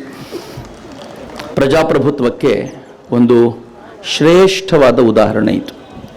ಇತ್ತೀಚೆಗೆ ನರೇಂದ್ರ ಮೋದಿ ಪ್ರಧಾನಿಯಾದ ಮರುದಿನದಿಂದಲೇ ಒಂದಷ್ಟು ಜನ ಶುರು ಮಾಡಿಬಿಟ್ಟಿದ್ದಾರೆ, ದೇಶದ ಪ್ರಜಾಪ್ರಭುತ್ವ ಸತ್ತೋಯ್ತು ಅಂತ. ಅವ್ರ ಲೆಕ್ಕಕ್ಕೆ ಪ್ರಜಾಪ್ರಭುತ್ವ ಇರೋದು ಎಮರ್ಜೆನ್ಸಿ ಹೇರಿದಾಗ ಮಾತ್ರ. ಪ್ರಜಾಪ್ರಭುತ್ವ ಉಳಿದಿದ್ದು ಆಗೆಲ್ಲ, ಈಗೆಲ್ಲ ಪ್ರಜಾಪ್ರಭುತ್ವವೇ ಉಳಿದಿಲ್ಲ ಅಂತ. ಆದರೆ ಪ್ರಜಾಪ್ರಭುತ್ವ ಹೇಗಿದೆ ಅಂತಂದ್ರೆ, ಆದರಣೀಯ DH ಶಂಕರಮೂರ್ತಿಯವರು ಮಾತನಾಡುವಾಗ ನಂಗೆ ಆ ಭಾವ ಅನ್ನಿಸ್ತಾ ಇತ್ತು. ಹೇಗಿದೆ ಪ್ರಜಾಪ್ರಭುತ್ವ ಅಂತಂದ್ರೆ, ಟ್ರಿಪಲ್ ತಲಾಕ್ ನಿಷೇಧ ಮಾಡೋಕ್ಕಿಂತ ಮುಂಚೆ ಈ ದೇಶದಲ್ಲಿ ವ್ಯಾಪಕವಾದ ಚರ್ಚೆಗೆ ಅವಕಾಶ ಮಾಡಿಕೊಡಲಾಯಿತು. ಜನ ಪರ ವಿರೋಧದ ಚರ್ಚೆ ಮಾಡಿದ್ರು. ಚರ್ಚೆ ಮಾಡಿ ಒಂದು ದಿನ ಈ ದೇಶದ ಎಲ್ಲರಿಗೂ ಕೂಡ ಹೌದು ಟ್ರಿಪಲ್ ತಲಾಕ್ ಇರಬಾರ್ದು ಅಂತ ಗೊತ್ತಾದ ನಂತರ ಈ ದೇಶ ಅದನ್ನ ಕಾನೂನನ್ನಾಗಿ ಮಾಡ್ಲಿಕ್ಕೆ ಒಪ್ಕೊಳ್ತು. ಏನ್ ಸುಂದರವಾದ ಪ್ರಜಾಪ್ರಭುತ್ವದ ವ್ಯವಸ್ಥೆ. ಆರ್ಟಿಕಲ್ 370ಯ ಪರ ವಿರೋಧದ ಚರ್ಚೆ ಸಾಕಷ್ಟಾಯ್ತು. ಇಡೀ ದೇಶಕ್ಕೆ ಅನ್ನಿಸ್ತು ಹೌದು ಆರ್ಟಿಕಲ್ 370 ತೆಗಿಬೇಕು ಅಂತ. ಆ ಚರ್ಚೆಗಿಂತ ಮುಂಚೆ ಆರ್ಟಿಕಲ್ 370 ಅಂದ್ರೆ ಏನು ಅಂತ ಬಹುತೇಕರಿಗೆ ಗೊತ್ತೇ ಇರಲಿಲ್ಲ. ಆರ್ಟಿಕಲ್ 370 ತೆಗಿಬೇಕು ಅನ್ನುವಂತ ವಿಸ್ತಾರವಾದ ಚರ್ಚೆ ನಡೆದ ನಂತರ ಈ ತರದೊಂದು ಪ್ರಕ್ರಿಯೆ ಆಯಿತು. ಈ ತರ ಚರ್ಚೆಗೆ ಬಿಡುವಂತ ಚಿಂತನೆ ಇದೆಯಲ್ಲ, ಅದು ಬಹುಶಃ ಈ ದೇಶದಲ್ಲಿ ಹಿಂದೆಂದಿಗೂ ಇರಲಿಲ್ಲ. ಆದರೆ ಈಗ ಆ ಒಂದು ಪ್ರಥೆ ಶುರುವಾಗಿದೆ. ಈ ಕಾರಣಕ್ಕೆ ನರೇಂದ್ರ ಮೋದಿ ಅವರಿಗೆ ನಾವು ಶ್ರದ್ಧೆಯ ನಮನಗಳನ್ನು ಸಲ್ಲಿಸಬೇಕು. ಆ ತರದೊಂದು ಐಡಿಯಾ ಕೊಟ್ಟರಲ್ಲ, ಪ್ರಜಾಪ್ರಭುತ್ವವನ್ನು ಉಳಿಸುವಂತ ಶ್ರೇಷ್ಠವಾದ ಮಾರ್ಗ ಇದು. ಮಿತ್ರ, ತೀರಾ ನರೇಂದ್ರ ಮೋದಿ ಅವರದ್ದು ಅಂತ ಅಷ್ಟೇ ಅಲ್ಲ, ಅವರ ಪ್ರಭಾವದಿಂದಾಗಿ ಈ ದೇಶದ ಮೂಲೆ ಮೂಲೆಗಳಲ್ಲೂ ಈ ತರದ ಚರ್ಚೆ ಹೇಗೆ ಶುರುವಾಗಿದೆ ಅಂತಂದ್ರೆ, ಇತ್ತೀಚೆಗೆ ವಿಧಾನಸೌಧದಲ್ಲಿ ಒಂದು ಒಳ್ಳೆ ಚರ್ಚೆ ಆಯಿತು. ಆದರಣೀಯ ಸಭಾಪತಿಗಳು ಕರೆದಿದ್ದಂತ ಚರ್ಚೆಯಲ್ಲಿ ಎಲ್ಲರೂ ಭಾಗವಹಿಸಿದ್ರು. ಯಾರನ್ನ ನೀವು ವಿಧಾನಸೌಧದ ಪಡಸಾಲೆಗಳಲ್ಲಿ ಚರ್ಚೆ ಮಾಡಬಹುದು ಅಂತ ನಿಮ್ಗೆ ಅನ್ಸಿರ್ಲಿಲ್ವೋ, ಚರ್ಚೆಗೆ ಭಾಗವಹಿಸುವಂತ ವ್ಯಕ್ತಿಗಳಾಗಿ ನೀವು ನೋಡ್ಲಿಕ್ಕೆ ಸಾಧ್ಯವೇ ಇಲ್ವೋ, ಅವರೆಲ್ಲರೂ ಇದ್ರು. ಶತಾವಧಾನಿ ಗಣೇಶರು ಬಂದಿದ್ರು, ಗುರುರಾಜ್ ಕರ್ಜಿಗಿಯವರು ಬಂದಿದ್ರು, ಎಂತೆಂಥ ದಿಗ್ಗಜರು ಕೂತಿದ್ರು. ಇತಿಹಾಸದ ದೃಷ್ಟಿಯಿಂದ, ಸಾಹಿತ್ಯದ ದೃಷ್ಟಿಯಿಂದ ಎಲ್ಲರೂ ಬಂದು ಕೂತಿದ್ರು. ಚರ್ಚೆ ಏನಿತ್ತು ಗೊತ್ತೇನು? ನಮ್ಮ ಸಂಸತ್ತಿನ ಕಲಾಪಗಳು ಹಾಳಾಗಿ ಹೋಗ್ತಾ ಇವೆ, ಅದನ್ನು ಸರಿ ಮಾಡೋದು ಹೆಂಗೆ, ನಿಮ್ಗೆ ಅನ್ಸುತ್ತೆ ಹೇಳಿ ಅಂತ ಎಲ್ಲ MLAಗಳ ಜೊತೆಗೆ, ಹಿರಿಯ MLAಗಳ ಜೊತೆಗೆ ಈ ಥರದವ್ರು ಕೂತ್ಕೊಂಡು ಚರ್ಚೆ ಮಾಡುವಂತ ಒಂದು ವಾತಾವರಣ ರೂಪುಗೊಂಡಿತ್ತಲ್ಲ, ಇದನ್ನ ನೋಡ್ಲಿಕ್ಕೆ 70 ವರ್ಷಗಳ ಕಳೆದು ಹೋಗ್ಬೇಕಾಗುವಂತಲ್ಲ. ಮಿತ್ರ, ಈ ಚರ್ಚೆ ಆಗೋದಿದೆಯಲ್ಲ, ಇದು ಒಂದು ನವನೀತವನ್ನ ಕಡಿದುಕೊಡ್ಲಿಕ್ಕೆ ಸಾಧ್ಯವಾಗುತ್ತೆ. ನರೇಂದ್ರ ಮೋದಿಯವರು ಆ ತರದ ಒಂದು ವಾತಾವರಣವನ್ನ ಈ ದೇಶಕ್ಕೆ ಸೃಷ್ಟಿ ಮಾಡಿಕೊಟ್ರು.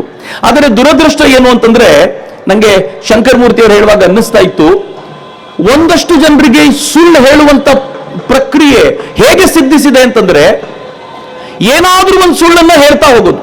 ಅವ್ರಿಗೆ ತುಂಬಾ ಚೆನ್ನಾಗಿ ಹೇಳಿದ್ರು, CAA ಕುರಿತಂತೆ ಮಾಹಿತಿ ಕೊಡಿ ಅಂತಂದ್ರೆ ಎಲ್ಲ ತಪ್ಪು ಮಾಹಿತಿಗಳನ್ನು ಜನರಿಗೆ ತಲುಪಿಸೋದು. ಆರ್ಟಿಕಲ್ 370 ಕುರಿತಂತೆ ಮಾಹಿತಿ ಕೊಡಿ ಅಂದ್ರೆ ತಪ್ಪು ಮಾಹಿತಿಗಳನ್ನೇ ಹೇಳೋದು. ರೈತ ಚಳವಳಿಯ ಬಗ್ಗೆ ಮಾಹಿತಿ ಕೊಡಿ ಅಂತಂದ್ರೆ ಇದುವರೆಗೂ ಅವರು ಕೊಟ್ಟಿರುವ ಮಾಹಿತಿಗಳಲ್ಲಿ 99.99% ಸುಳ್ಳು. MSP ಇಲ್ಲ ಅಂದ್ರೂ ಇತ್ತು, APMC ಹೋಗ್ಬಿಡುತ್ತೆ ಅಂದ್ರೂ ಇತ್ತು. ಆ ಇಡೀ ಪ್ರಾವಿಷನ್ ಅಲ್ಲಿ ತೆಗೆಯುವಂತ ಪ್ರಕ್ರಿಯೆಯೇ ಇರಲಿಲ್ಲ, ಎಲ್ಲ ಸುಳ್ಳು ಅಂತ ಹೇಳಿದ್ರು. ಇವ್ರು ಪ್ರತಿ ಬಾರಿ ಸರ್ಕಾರ ಜೊತೆ ಚರ್ಚೆ ಕೂತಾಗ ನೀವು ಹಿಂಗ್ ಮಾಡ್ತಿದ್ದೀರಾ ಅಂತ ಕೇಳಿದ್ರೆ ಸರ್ಕಾರ ಪ್ರಾವಿಷನ್ ಅಲ್ಲಿ ತೋರಿಸಂಗ್ ಇಲ್ವಲ್ಲ, ನಿಮ್ಗೆ ಯಾರೋ ಸುಳ್ಳು ಮಾಹಿತಿ ಕೊಟ್ಟಿದ್ದಾರೆ ಅಂತ ಮೀಟಿಂಗ್ ಅಲ್ಲಿ ಎದ್ದು ಬರ್ತಿದ್ರು ಇವರು. ಪ್ರತಿ ಬಾರಿ ಹೀಗೆ ಮಾಡಿ ಕೊನೆಗೆ ಸರ್ಕಾರ ಏನ್ ಹೇಳ್ತು ಗೊತ್ತಾ? ನಂಗೆ ಬಹಳ ಹೆಮ್ಮೆ ಅನ್ಸುತ್ತೆ ಈ ವಿಚಾರಕ್ಕೆ. ಅಕಸ್ಮಾತ್ ನಿಮ್ಗೆ ಇನ್ನೂ ಒಪ್ಪಿಗೆ ಆಗಲಿಲ್ಲ ಅಂತಂದ್ರೆ 1.5 ವರ್ಷಗಳ ಕಾಲ ಈ ಕಾನೂನನ್ನ ಜಾರಿಗೆ ಮಾಡಲ್ಲ. 1.5 ವರ್ಷಗಳ ಕಾಲ ಎಷ್ಟು ಬೇಕೋ ಅಷ್ಟು ಚರ್ಚೆ ಮಾಡೋಣ. ಈ ಇಡೀ ಕಾನೂನಲ್ಲಿ ಏನ್ ಬದಲಾವಣೆ ಬೇಕೋ ತರೋಣ, ಒಟ್ಟಾರೆ ರೈತರ ಬದುಕನ್ನ ಚಂದ ಮಾಡೋಣ. ಇಲ್ಲ, ನಮಗೆ ಈ ಕಾನೂನು ಹೋಗಬೇಕು ಅಷ್ಟೇ. ಯಾಕೆ ಹೋಗ್ಬೇಕು ಗೊತ್ತೇನು? ನರೇಂದ್ರ ಮೋದಿ ಅವರು ಇದುವರೆಗೂ ಯಾವ ಕಾನೂನನ್ನು ವಾಪಸ್ ತಗೊಂಡಿಲ್ಲ, ಇನ್ ಮುಂದೆನೂ ತಗೊಳ್ಳಲ್ಲ. ಒಂದು ಕಾನೂನನ್ನ ವಾಪಸ್ ತೆಗೆದುಕೊಂಡು ಅವರ ಈ ಟ್ರ್ಯಾಕ್ ರೆಕಾರ್ಡ್ ಅನ್ನ ಹಾಳು ಮಾಡಬೇಕು ಅಂತ ಒಂದು ಚಿಂತೆ ಇದೆಯಲ್ಲ. ದೇಶದ ರೈತರ ಬದುಕು ಹಾಳಾದ್ರೂ ಪರವಾಗಿಲ್ಲ, ನರೇಂದ್ರ ಮೋದಿ ಅವ್ರನ್ನ ಎಲೆಕ್ಷನ್ ಅಲ್ಲಿ ಸೋಲಿಸ್ಲಿಕ್ಕೆ ಆಗದೆ ಹೋದ್ರೂ ಪರವಾಗಿಲ್ಲ, ಒಂದು ಮಸೂದೆ ವಾಪಸ್ ತೆಗೆಸಿಕೊಳ್ಳುವ ಮೂಲಕ ಸೋಲ್ಸಿದ್ವಲ್ಲ ಅಂತ ಖುಷಿ ಪಡು. ಏನ್ ದೌರ್ಭಾಗ್ಯ ರೀ ಇದು. ಈ ಒನ್ ನೇಷನ್ ಒನ್ ಎಲೆಕ್ಷನ್ ಹಾಗೆ, ಒನ್ ನೇಷನ್ ಒನ್ ಎಲೆಕ್ಷನ್ ಪ್ರಜಾಪ್ರಭುತ್ವದ ದೃಷ್ಟಿಯಿಂದ ಈ ದೇಶಕ್ಕೆ ಒಂದು ಹೆಗ್ಗಳಿಕೆ ಪಡಬೇಕಾಗಿರುವಂತ ಸಂಗತಿ. ನಾನು ಈ ಸಂದರ್ಭದಲ್ಲೇ ಒಂದು ಎಸ್ಟಾಬ್ಲಿಷ್ ಆಗಲಿ ಅನ್ನುವಂಥ ಒಂದು ಸಂಗತಿಯನ್ನು ಹೇಳ್ಬಿಡ್ತೀನಿ. ಡಾಕ್ಟರ್ ಬಾಬಾ ಸಾಹೇಬ್ ಅಂಬೇಡ್ಕರ್ ಈ ದೇಶಕ್ಕೆ ಏನು ಸಂವಿಧಾನವನ್ನು ಕೊಟ್ಟರಲ್ಲ, ಆ ಸಂವಿಧಾನದ ಆಧಾರದ ಮೇಲೆ ಎಲ್ಲ ನಡೆಯೋದು. ಒನ್ ನೇಷನ್ ಒನ್ ಎಲೆಕ್ಷನ್ ಕುರಿತಂತೆ ನೀತಿ ಆಯೋಗ 2017ರಲ್ಲಿ ಪ್ರೆಸೆಂಟ್ ಮಾಡಿದ ಪೇಪರ್ನಲ್ಲಿ ಸ್ಪಷ್ಟವಾಗಿ ಹೇಳಿದೆ, ಯಾವ ಕಾರಣಕ್ಕೂ ಸಂವಿಧಾನದ ಯಾವ ನಿಯಮಗಳಿಗೂ ಧಕ್ಕೆ ಬರದಂತೆ ನಾವು ಒನ್ ನೇಷನ್ಗೆ ಒನ್ ಎಲೆಕ್ಷನ್ ಹೇಗೆ ತರಬಹುದು ಅನ್ನೋದಕ್ಕೆ ತನ್ನದೇ ಆದ ಸಲಹೆಗಳನ್ನು ಮಂಡಿಸುತ್ತೆ. ಆದರೆ ಗೊತ್ತಿರಲಿ, ಸ್ವತಃ ಜವಾಹರ್ಲಾಲ್ ನೆಹರೂರವರಿಗೆ ಬಾಬಾ ಸಾಹೇಬ್ ಅಂಬೇಡ್ಕರ್ನ ಸಂವಿಧಾನವನ್ನ ರಚನೆ ಮಾಡುವಂತ ಸಮಿತಿಯ ಹೆಡ್ ಮಾಡ್ಲಿಕ್ಕೆ ಮನಸ್ಸಿರಲಿಲ್ಲ. ಅವ್ರು ಮಹಾತ್ಮ ಗಾಂಧೀಜಿಯವರ ಹತ್ರ ಹೋಗಿ ಕೇಳಿದ್ರು, ಮಹಾತ್ಮಾಜಿ ಸಂವಿಧಾನವನ್ನ ಲೀಡ್ ಮಾಡಲಿಕ್ಕೆ, ಸಂವಿಧಾನ ಸಮಿತಿಯನ್ನ ಲೀಡ್ ಮಾಡಲಿಕ್ಕೆ ಭಾರತದಲ್ಲಿ ಪಂಡಿತರು ಯಾರೂ ಇಲ್ಲ, ಝೋರ್ ಜೆನ್ನಿಂಗ್ ಅಂತ ಒಬ್ಬ ಪ್ರೊಫೆಸರ್ ಇದ್ದಾರೆ, ಬ್ರಿಟಿಷ್ ಪ್ರೊಫೆಸರು, ಅವ್ರನ್ನ ಕರ್ಕೊಂಡು ಬಂದು ಹೆಡ್ ಮಾಡ್ಸೋಣ ಅಂತ ಕೇಳಿದ್ರೆ ಮಹಾತ್ಮ ಗಾಂಧೀಜಿ ಹೇಳಿದ್ರು, ನಾಚಿಕೆ ಆಗಲ್ವಾ, ದೇಶ ಬಿಟ್ಟು ಅವರನ್ನು ಓಡಿಸಿದ್ದೀವಿ, ಈಗ ಅವರನ್ನೇ ಕರ್ಕೊಂಡು ಬಂದು ಸಂವಿಧಾನ ರಚಿಸ್ತಾ ಇದ್ದೀವಿ ಅಂತಂದ್ರೆ ಜಗತ್ತು ಏನ್ ತಿಳ್ಕೊಳ್ಳುತ್ತೆ, ಹಾಗಿದ್ರೆ ಯಾರಿದ್ದಾರೆ ನಮ್ಮ ದೇಶದಲ್ಲಿ ಅಂತ ಕೇಳಿದಾಗ ಮಹಾತ್ಮ ಗಾಂಧೀಜಿ ಹೇಳಿದ್ರು, ಡಾಕ್ಟರ್ ಬಾಬಾ ಸಾಹೇಬ್ ಅಂಬೇಡ್ಕರ್ ಇದ್ದಾರೆ, ಅವ್ರ ಹತ್ರ ಮಾಡಿಸಿ ಅಂತ ನೆಹರು ಮನಸ್ಸಿರಲಿಲ್ಲ. ಆದ್ರೂ ಮಹಾತ್ಮ ಗಾಂಧೀಜಿಯವರ ಆಗ್ರಹಕ್ಕೆ ಮಣಿದು ಮಾಡಬೇಕಾಗಿ ಬಂತು. ಮತ್ತು ಸುಳ್ಳು, ಬಾಬಾ ಸಾಹೇಬ್ ಅಂಬೇಡ್ಕರ್ಗೆ ಎಲ್ಲ ಮಾಡಿದ್ ನಾವೇ ಅಂತ ಹೇಳ್ಕೊಂಡು ಸುಳ್ಳು ಹೇಳ್ಕೊಂಡು ತಿರುಗಾಡ್ತಿದ್ದಾರೆ. ಒಂದಿನಾದ್ರೂ ಈ ಮಾಹಿತಿನ ಯಾವತ್ತಾದ್ರೂ ಕೊಡ್ಲಿಕ್ಕೆ ಪ್ರಯತ್ನ ಪಟ್ರೆ ಕೇಳಿ ನೋಡಿ, ಎಲ್ಲವೂ ಇದರ ಆಧಾರದ ಮೇಲೆ ನಡೆದಿರೋದು. ಅವರ ಸುಳ್ಳುಗಳ ಪ್ರತಿಯನ್ನು ಮುಂದುವರಿಸೋದಾದ್ರೆ ಇದು ಇವತ್ತಿಂದಲ್ಲ ಮಿತ್ರರೇ. ಈ ದೇಶದ ಮೇಲೆ ಆಕ್ರಮಣ ಮಾಡಿದ ಬ್ರಿಟಿಷರು ಆರ್ಯ ದ್ರಾವಿಡವಾದವನ್ನು ಹೇರಿದ್ರು, ಇವತ್ತಿನವರೆಗೂ ಅದನ್ನು ಸಮರ್ಥಿಸಿಕೊಂಡು ಬಂದಿರೋದು ಅವರು. ಇವತ್ತಿನವರೆಗೂ ಅವ್ರು ಎಷ್ಟರ ಮಟ್ಟಿಗೆ ಸುಳ್ಳು ಹೇಳಿದ್ರು ಅಂತಂದ್ರೆ, ಅಕಸ್ಮಾತ್ ನರೇಂದ್ರ ಮೋದಿ ಬರದೇ ಹೋಗಿದ್ದಿದ್ರೆ ನಮ್ಮಲ್ಲೂ ಎಷ್ಟೋ ಜನ ನಂಬ್ಕೊಂಡು ಕೂತಿರ್ತಿದ್ವೇನೋ. ಎಷ್ಟರ ಮಟ್ಟಿಗೆ ಸುಳ್ಳು ಅಂದ್ರೆ, ಬಾಬರಿ ಮಸೀದಿ ಕೆಳಗೆ ಮಂದಿರವೇ ಇರಲಿಲ್ಲ ಅಂದ್ರು. ಅದಕ್ಕೆ ಬೇಕಾಗಿರುವಂತ ಸಾಹಿತ್ಯವನ್ನು ರಚನೆ ಮಾಡಿದ್ರು. ಆದರೆ ಅದೆಲ್ಲವೂ ಸುಳ್ಳು ಅಂತ ಕೋರ್ಟ್ನಲ್ಲಿ ಪ್ರೂವ್ ಆದ ನಂತರ ಈಗ ಸೈಲೆಂಟ್ ಆಗಿ ಸೈಡ್ ನಲ್ಲಿ ನಿಂತು ದುಡ್ಡು ಯಾಕೆ ಕಲೆಕ್ಟ್ ಮಾಡ್ತಿದ್ದೀರಿ ಅಂತ ಪ್ರಶ್ನೆ ಕೇಳ್ತಾರಲ್ಲ, ಏನ್ ಹೇಳ್ಬೇಕ್ರಿ ಇವರಿಗೆ? ವಿರೋಧ ಮಾಡಬೇಕು, ಆದ್ರೆ ವಿರೋಧಕ್ಕೋಸ್ಕರ ವಿರೋಧವಾ? ನಾನು ವಿರೋಧ ಪಾರ್ಟಿ ಅನ್ನೋ ಕಾರಣಕ್ಕೋಸ್ಕರ ವಿರೋಧ ಅಲ್ಲ. ನೀವು ಯಾವ್ದಾದ್ರೂ ಪ್ರಶ್ನೆಯನ್ನ ಕೇಳುವಾಗ ಡಾಕ್ಯುಮೆಂಟ್ನ ಸಮೇತ ಪ್ರಶ್ನೆ ಕೇಳಬೇಕು. ನೀವು ಉತ್ತರ ಕೊಟ್ಟಾಗ ಆ ಉತ್ತರವನ್ನು ಸ್ವೀಕಾರ ಮಾಡುವ ಮನಸ್ಥಿತಿಯಿಂದ ಪ್ರಶ್ನೆ ಕೇಳಬೇಕು. ಆದ್ರೆ ಅವ್ರಿಗಿರೋದು ಒಂದೇ ಒಂದು ಮಾರ್ಗ, ಬದುಕಬೇಕು ಅಂತಂದ್ರೆ ನರೇಂದ್ರ ಮೋದಿ ಅವರನ್ನ ಹಳಿಬೇಕು, ಬಿಟ್ರೆ ಬೇರೆ ದಾರಿ ಇಲ್ಲ ಅನ್ನುವಂಥ ವಾತಾವರಣಕ್ಕೆ ಬಂದಿದ್ದಾರೆ. ನಾನು ಈ ವಿಸ್ತಾರವಾದ ಚರ್ಚೆಗೆ ಇವತ್ತು ನಿಮ್ಮನ್ನ ಕರ್ಕೊಂಡು ಹೋಗಬೇಕು ಅಂತ ಅನ್ಕೊಂಡಾಗ ನನಗೆ ಮೊತ್ತ ಮೊದಲಿಗೆ ಅನ್ಸೋದು, ನಾವು ತುಂಬಾ ಪ್ರಮುಖವಾಗಿ ನಮ್ಮ ಸಂವಿಧಾನದಲ್ಲಿರುವಂತಹ ಒಂದು 2 ಪ್ರಾವಿಷನ್ ನೋಡಬೇಕು. ಮೊದಲನೇದು, ನಮ್ಮ ಸಂವಿಧಾನದ ಆರ್ಟಿಕಲ್ 1 ಆರ್ಟಿಕಲ್ ಏನ್ ಹೇಳುತ್ತೆ ಅಂತಂದ್ರೆ, ಪ್ರತಿಯೊಬ್ಬ MLAಗೂ MP ಗೂ ಅದು ಟೆನ್ಯೂರ್ ಫಿಕ್ಸ್ ಮಾಡಿದೆ, 5 ವರ್ಷ ಅಂತ. 5 ವರ್ಷಕ್ಕಿಂತ ಹೆಚ್ಚು ಇಲ್ಲ, 5 ವರ್ಷಕ್ಕಿಂತ ಕಡಿಮೆನೂ ಇಲ್ಲ. ಒಬ್ಬ MLAಗೆ ಒಂದು ಸಲ ಆಯ್ಕೆ ಆದ ನಂತರ 5 ವರ್ಷ ಫಿಕ್ಸ್ಡ್. ಎರಡನೇದು, ಒಂದು ಯಾವ್ದಾದ್ರೂ ಸಂಸತ್ ಇರ್ಬೋದು ಅಥವಾ ವಿಧಾನಸಭೆ ಇರ್ಬೋದು, ಅದಕ್ಕೆ 5 ವರ್ಷ ಇರುತ್ತೆ, ಆದರೆ ಅದು ಪ್ರೀ ಮೆಚೂರ್ ಆಗಿ ಅದನ್ನ ವಿಸರ್ಜನೆ ಮಾಡೋದು ಸಾಧ್ಯ ಇದೆ. ಯಾಕೆ ಸಮಸ್ಯೆ ಉಂಟಾಯಿತು ಅಂತ ನಾನು ಹೇಳ್ತೀನಿ. ಮಾತಾಡ್ತಾ ಪ್ರಸ್ತಾವನೆಯಲ್ಲಿ ಮಿತ್ರ ಹೇಳಿದ್ರು, ಕರೆಕ್ಟು, ಈ ದೇಶದಲ್ಲಿ ಒನ್ ನೇಷನ್ ಒನ್ ಎಲೆಕ್ಷನ್ ಯಾವತ್ತೂ ಇರಲೇ ಇಲ್ಲ ಅಂತ ತಿಳ್ಕೊಳ್ಬೇಡಿ. ಈ ದೇಶಕ್ಕೆ ಸ್ವಾತಂತ್ರ್ಯ ಬಂದ ಹೊಸ್ತಿಲಲ್ಲಿ ನಾವು ಒನ್ ನೇಷನ್ ಒನ್ ಎಲೆಕ್ಷನ್ 1955ರಲ್ಲಿ ಒನ್ ನೇಷನ್ ಒನ್ ಎಲೆಕ್ಷನ್, 1957ರಲ್ಲಿ ಒನ್ ನೇಷನ್ ಒನ್ ಎಲೆಕ್ಷನ್, 1962ರಲ್ಲಿ ಒಂದು ರಾಷ್ಟ್ರಕ್ಕೆ ಒಂದೇ ಎಲೆಕ್ಷನ್ ನಡೀತು. ಆದ್ರೆ 68, 69ರ ವೇಳೆಗೆ 1-2-3 ಅಸೆಂಬ್ಲಿಗಳು ಕುಸಿದು ಬಿದ್ದವು. ಅದಾದ್ಮೇಲೆ 70ರಲ್ಲಿ ಒಂದ್ಸಲ ಲೋಕಸಭೆನೇ ಕುಸಿದು ಬಿತ್ತು. ಆಮೇಲೆ ಶುರುವಾಯ್ತು ನೋಡಿ ಭರಾಟೆ ಹೆಂಗೆ ಅಂತಂದ್ರೆ, ಪ್ರತಿ ವರ್ಷ ಒಂದಲ್ಲ ಒಂದು ಎಲೆಕ್ಷನ್. ಅಲ್ಲಿವರೆಗೂ ಚೆನ್ನಾಗೇ ಇತ್ತು ನಮ್ದು. ಯಾಕಾಯ್ತು ಅನ್ನೋದನ್ನ ಆಲೋಚನೆ ಮಾಡಬೇಕು.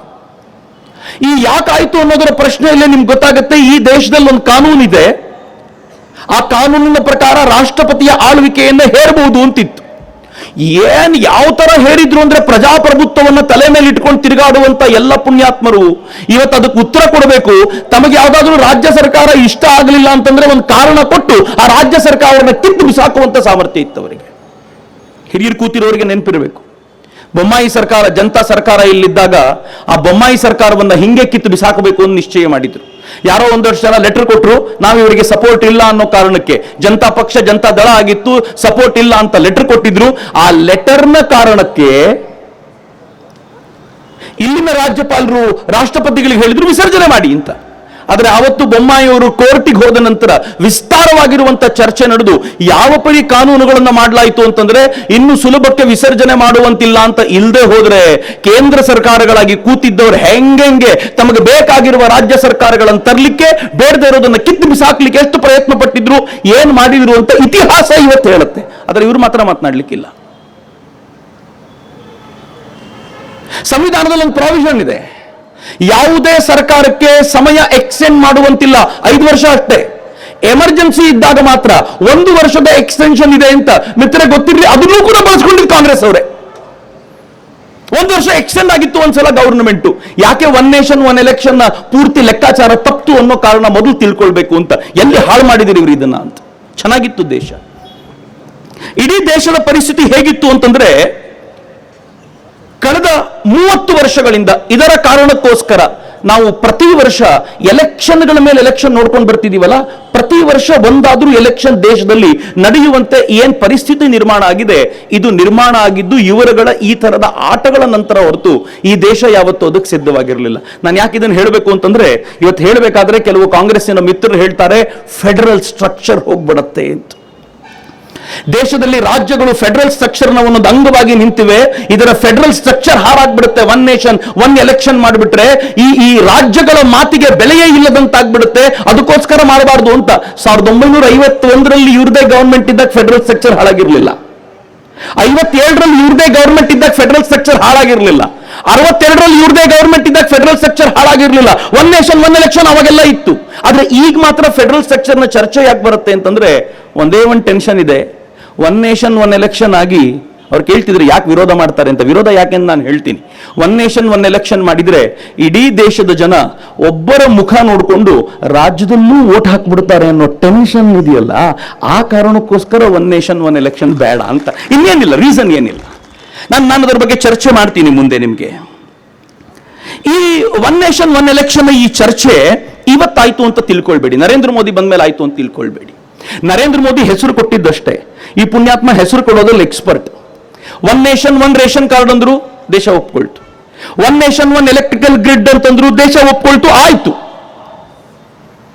ಸೈಮಲ್ಟೇನಿಯಸ್ ಎಲೆಕ್ಷನ್ಸ್ ಅಂತ ಇವರೆಲ್ಲ ಏನ್ ಕರೀತಿದ್ರು, ನರೇಂದ್ರ ಮೋದಿ ಅದಕ್ಕೆ ಒನ್ ನೇಷನ್ ಒನ್ ಎಲೆಕ್ಷನ್ ಅಂತ ಕರೆದ್ರು.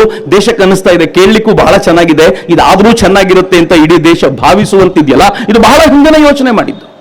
1999ರಲ್ಲಿ ಲಾ ಕಮಿಷನ್ ಒಂದು ರಚನೆಯಾಗಿತ್ತು. BP ಜೀವನ್ ರೆಡ್ಡಿ ಅಂತ ಅದನ್ನು ಲೀಡ್ ಮಾಡಿದ್ರು. ಅವರು ಸೈಮಲ್ಟೇನಿಯಸ್ ಎಲೆಕ್ಷನ್ ಬಗ್ಗೆ ಮಾತಾಡಿದ್ರು. ಅದಾದ್ಮೇಲೆ ಒಂದು ಪಾರ್ಲಿಮೆಂಟರಿ ಸ್ಟ್ಯಾಂಡಿಂಗ್ ಕಮಿಟಿ ರಚನೆಯಾಗಿತ್ತು. ಆ ಸ್ಟ್ಯಾಂಡಿಂಗ್ ಕಮಿಟಿಯು ಕೂಡ ಸೈಮಲ್ಟೇನಿಯಸ್ ಎಲೆಕ್ಷನ್ಸ್ ಯಾಕೆ ಆಗಬೇಕು ಅನ್ನೋದ್ರ ಕುರಿತಂತೆ ವಿಸ್ತಾರವಾದ ವರದಿಯನ್ನು ಕೊಟ್ಟಿತ್ತು. ಅದರ ಆಧಾರದ ಮೇಲೆ ನರೇಂದ್ರ ಮೋದಿ ಅವರು ತಾವು ಅಧಿಕಾರಕ್ಕೆ ಬಂದಾಗಲಿಂದಲೂ ಕೂಡ ಒನ್ ನೇಷನ್ ಒನ್ ಎಲೆಕ್ಷನ್ ಬಗ್ಗೆ ಮಾತನಾಡ್ತಾ ಇದ್ದಾರೆ. ಅದಾದ ನಂತರ 2017ರಲ್ಲಿ ನೀತಿ ಆಯೋಗ ಒಂದು ರಿಪೋರ್ಟ್ ಅನ್ನು ಕೊಡ್ತು. ಆ ರಿಪೋರ್ಟ್ ನಲ್ಲೂ ಕೂಡ ಒನ್ ನೇಷನ್ ಒನ್ ಎಲೆಕ್ಷನ್ ಅಂದ್ರೆ ಏನು, ಅದು ಹೇಗಾಗಬೇಕು ಅನ್ನೋದ್ರ ಕುರಿತಂತೆ ವಿಸ್ತಾರವಾದ ಚರ್ಚೆಯನ್ನು ಮಾಡ್ತು. ವಿಸ್ತಾರವಾದ ಚರ್ಚೆ ಬರೀ ಬಿಜೆಪಿ ಅವ್ರನ್ನ ಇಟ್ಕೊಂಡು ಮಾಡಲಿಲ್ಲ, ಅದು ಎಲ್ಲಾ ಪಾರ್ಟಿಯವ್ರನ್ನ ಇಟ್ಕೊಂಡು ಅವರ ಅಹವಾಲುಗಳನ್ನು ಕೇಳಿಕೊಂಡು ಅದಕ್ಕೂ ಉತ್ತರವನ್ನು ಕೊಡ್ತಾ ಒಂದು ವಿಸ್ತಾರವಾದ ಪೇಪರ್ ಪ್ರೆಸೆಂಟ್ ಮಾಡ್ತು. ಅಂದ್ರೆ ನರೇಂದ್ರ ಮೋದಿ ಒಬ್ಬರೇ ಇದನ್ನು ಹೇಳ್ತಿರೋದಲ್ಲ, ಈ ದೇಶದ ಅನೇಕ ಬೌದ್ಧಿಕ ವರ್ಗ ಇದರ ಮೇಲೆ ಚರ್ಚೆ ಮಾಡ್ತಿದೆ ಅಂತ. ಮಿತ್ರ, ಏನ್ ಸೈಮಲ್ಟೇನಿಯಸ್ ಎಲೆಕ್ಷನ್ ಅಂತಂದ್ರೆ ಅಂತ ಒಂದು ವಿಸ್ತಾರ ಅಷ್ಟೇ, ಒಂದು ಚರ್ಚೆ. 2 ತರದ ಎಲೆಕ್ಷನ್ ಇದೆ, ಒಂದು ಡೈರೆಕ್ಟ್ ಎಲೆಕ್ಷನ್, ಒಂದು ಇಂಡೈರೆಕ್ಟ್ ಎಲೆಕ್ಷನ್. ಡೈರೆಕ್ಟ್ ಎಲೆಕ್ಷನ್ ಅಂತಂದ್ರೆ ಜನ ನಾವೇ ಇಂಥವ್ರು ನಮ್ಮ ಪ್ರತಿನಿಧಿ ಅಂತ ಆಯ್ಕೆ ಮಾಡ್ತೀವಿ. ಇಂಡೈರೆಕ್ಟ್ ಎಲೆಕ್ಷನ್ ನಲ್ಲಿ ಪ್ರತಿನಿಧಿಗಳನ್ನು ಆಯ್ಕೆ ಮಾಡ್ತಾರೆ.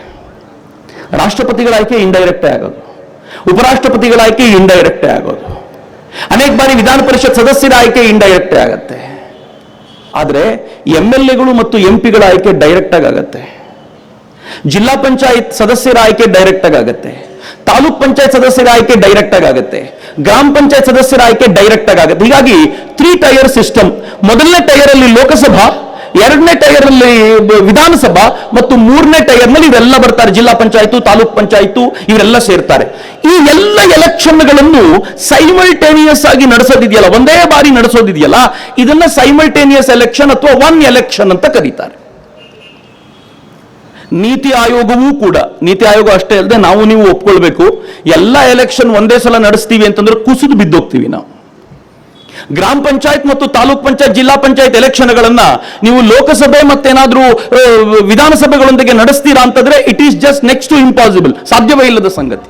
ಅದಕ್ಕೆ ಎಲ್ಲರೂ ಹೇಳೋದು ಎರಡೇ, ನೀವು ಗ್ರಾಮ ಪಂಚಾಯತ್ ಮತ್ತು ಇವುಗಳನ್ನೆಲ್ಲ ಬಿಡಿ, ಅವುಗಳನ್ನ ಅದ್ರ ಪಾಡಿಗೆ ಮಾಡ್ಲಿಕ್ಕೆ ಬಿಡಿ. ಆದ್ರೆ ಎರಡು ಎಲೆಕ್ಷನ್ ಅಂತೂ, ಲೋಕಸಭೆ ಮತ್ತು ವಿಧಾನಸಭೆಯನ್ನಂತೂ ಏಕಕಾಲಕ್ಕೆ ನಡೆಸೋದು ಅಂದ್ರೆ ಒಂದೇ ದಿನಕ್ಕಲ್ಲ. ಹೇಗೆ ಬಂಗಾಳದಲ್ಲಿ 8 ಹಂತದಲ್ಲಿ ಚುನಾವಣೆ ನಡೆಯುತ್ತೋ ಹಾಗೆ ಇಡೀ ದೇಶವನ್ನ ಬೇರೆ ಬೇರೆ ಹಂತಗಳಲ್ಲಿ ಡಿವೈಡ್ ಮಾಡಿಕೊಂಡು ನಾವು ಚುನಾವಣೆ ನಡೆಸುವಂತ ಈ ಪ್ರಕ್ರಿಯೆಯನ್ನ ಸೈಮಲ್ಟೇನಿಯಸ್ ಎಲೆಕ್ಷನ್ ಪ್ರಕ್ರಿಯೆ ಅಥವಾ ಒನ್ ನೇಷನ್ ಒನ್ ಎಲೆಕ್ಷನ್ ಪ್ರಕ್ರಿಯೆ ಅಂತ ಕರೆಯಲಾಯಿತು. ಈ ಒನ್ ನೇಷನ್ ಒನ್ ಎಲೆಕ್ಷನ್ ಪ್ರಕ್ರಿಯೆಯಲ್ಲಿ ಒಂದಷ್ಟು ಪ್ರಾಬ್ಲಮ್ಗಳಿವೆ ಅಂತ ಇವರು ಹೇಳ್ತಾರೆ. ಒನ್ ನೇಷನ್ ಒನ್ ಎಲೆಕ್ಷನ್ ಪ್ರಕ್ರಿಯೆ ಯಾಕೆ ಬೇಕು ಅಂತ ನಾನು ಮೊದಲು ನಿಮ್ಮ ಜೊತೆ ಹಂಚಿಕೊಳ್ತೀನಿ. ಮೊದಲನೇದು, ಈ ಎಲೆಕ್ಷನ್ ಪ್ರಕ್ರಿಯೆ ತುಂಬಾ ವ್ಯಾಪಕಗೊಳ್ತಾ ಇರೋದ್ರಿಂದ ಈಗ 6 ರಾಜ್ಯಗಳ ಚುನಾವಣೆ ಇದೆ. 6 ರಾಜ್ಯಗಳ ಚುನಾವಣೆ ಇರೋದ್ರಿಂದ 6 ರಾಜ್ಯಗಳಲ್ಲಿ ಮಾಡೆಲ್ ಕೋಡ್ ಆಫ್ ಕಂಡಕ್ಟ್ ಇದೆ, MCC ಇದೆ. ಮಾಡೆಲ್ ಕೋಡ್ ಆಫ್ ಕಂಡಕ್ಟ್ ಅಂದ್ರೆ ಏನ್ ಗೊತ್ತೇನು? ಯಾವ ರಾಜ್ಯದಲ್ಲಿ ಚುನಾವಣೆ ಇರುತ್ತೋ ಆ ರಾಜ್ಯದಲ್ಲಿ ಸರ್ಕಾರ ಯಾವುದೇ ಶಂಕುಸ್ಥಾಪನೆ ಮಾಡುವಂತಿಲ್ಲ, ಸರ್ಕಾರ ಯಾವುದೇ ಯೋಜನೆಗಳನ್ನು ಘೋಷಿಸುವಂತಿಲ್ಲ, ಸರ್ಕಾರ ಯಾವುದೇ ಪಾಲಿಸಿ ಡಿಸಿಷನ್ಗಳನ್ನು ಘೋಷಿಸುವಂತಿಲ್ಲ. ಸರ್ಕಾರ regular day to day work ಮಾಡಬೇಕು, ಬಿಟ್ರೆ ಇನ್ನೇನನ್ನೂ ಮಾಡಬಾರದು ಅಂತ ನಿಯಮ 1-2 ರಿಂದ 3 ತಿಂಗಳ ನಿಯಮನ ಹಾಕ್ಬಿಡ್ತಾರೆ. ಈ ಮಾಡೆಲ್ ಕೋಡ್ ಆಫ್ ಕಂಡಕ್ಟ್ ನ ಪರಿಸ್ಥಿತಿ ಹೆಂಗಾಗುತ್ತೆ ಅಂತಂದ್ರೆ ಪಾಲಿಸಿ ಪ್ಯಾರಾಲಿಸಿಸ್ ಆಗ್ಬಿಡತ್ತೆ. ಯಾವುದೇ ಹೊಸ ಪಾಲಿಸಿಗಳನ್ನ ಸರ್ಕಾರ ತೆಗೆದುಕೊಳ್ಳಿಕ್ಕಾಗದೆ ಸೈಲೆಂಟ್ ಆಗಿ ಕೈ ಕಟ್ಕೊಂಡು ಕೂತಿರ್ಬೇಕು, 2-3 ತಿಂಗಳುಗಳ ಕಾಲ ಹಾಗೆ ಕೂತಿರ್ಬೇಕು. ಕೆಲವೊಂದು ವರ್ಷ ಅಂತೂ ಹೇಗೆ ಅಂತಂದ್ರೆ, ಲೋಕಸಭಾ ಚುನಾವಣೆ ನಡೆದ 2014ರಲ್ಲಿ ಮತ್ತೆ 2019ರಲ್ಲೂ ಕೂಡ 2014ರಲ್ಲಿ 3 ತಿಂಗಳು ಲೋಕಸಭೆ ಅಂದ್ರೆ ಸೆಂಟರ್ರೇ ಮಾಡೆಲ್ ಕೋಡ್ ಆಫ್ ಕಂಡಕ್ಟ್ಗೆ ಹೋಯ್ತು. 2 ತಿಂಗಳ ಕಾಲ ಅದಾದ 2 ತಿಂಗಳಲ್ಲಿ, ಅದಾದ 3-4 ತಿಂಗಳಲ್ಲಿ ಮಹಾರಾಷ್ಟ್ರ ಅಥವಾ ಜಾರ್ಖಂಡ್ ಚುನಾವಣೆಗಳು ಒಂದಾದ್ಮೇಲೆ ಒಂದು ಚುನಾವಣೆಗಳು ಹೋದ್ವಲ್ಲ, ಅಲ್ಲೆಲ್ಲ 2 ತಿಂಗಳ ಪರಿಣಾಮ 7 ತಿಂಗಳುಗಳ ಕಾಲ ದೇಶದಲ್ಲಿ ಮಾಡೆಲ್ ಕೋಡ್ ಆಫ್ ಕಂಡಕ್ಟ್ ಇತ್ತು. 7 ತಿಂಗಳುಗಳ ಕಾಲ. ಈ 7 ತಿಂಗಳುಗಳ ಕಾಲ ಮಾಡೆಲ್ ಕೋಡ್ ಆಫ್ ಕಂಡಕ್ಟ್ ಇದೆ ಅಂತಂದ್ರೆ ಸರ್ಕಾರ ನಿಶ್ಚೇಷ್ಟಿತವಾಗಿ ಬಿದ್ದಿರುತ್ತೆ, ಯಾವ ಕೆಲಸವೂ ನಡೆಯೋದಿಲ್ಲ, ಸೈಲೆಂಟ್ ಆಗಿರೋದ್ರಿಂದ ಕನಿಷ್ಠ ಪಕ್ಷ 3-4 ತಿಂಗಳುಗಳ ಕಾಲ ಸರ್ಕಾರದ ಕೆಲಸ ನಡೆಯದೆ ಹಾಗೆ ಉಳ್ಕೊಂಡು ಬಿಡುತ್ತೆ. ಹಾಗೆ ಉಳ್ಕೊಳ್ಳೋದು ದೇಶದ ಪ್ರಗತಿಗೆ ಮಾರಕ ಅಂತ. 5 ವರ್ಷಗಳಿಗೊಮ್ಮೆ ಹೀಗಾದರೆ ಪರಿಸ್ಥಿತಿ ಹೇಗೆ?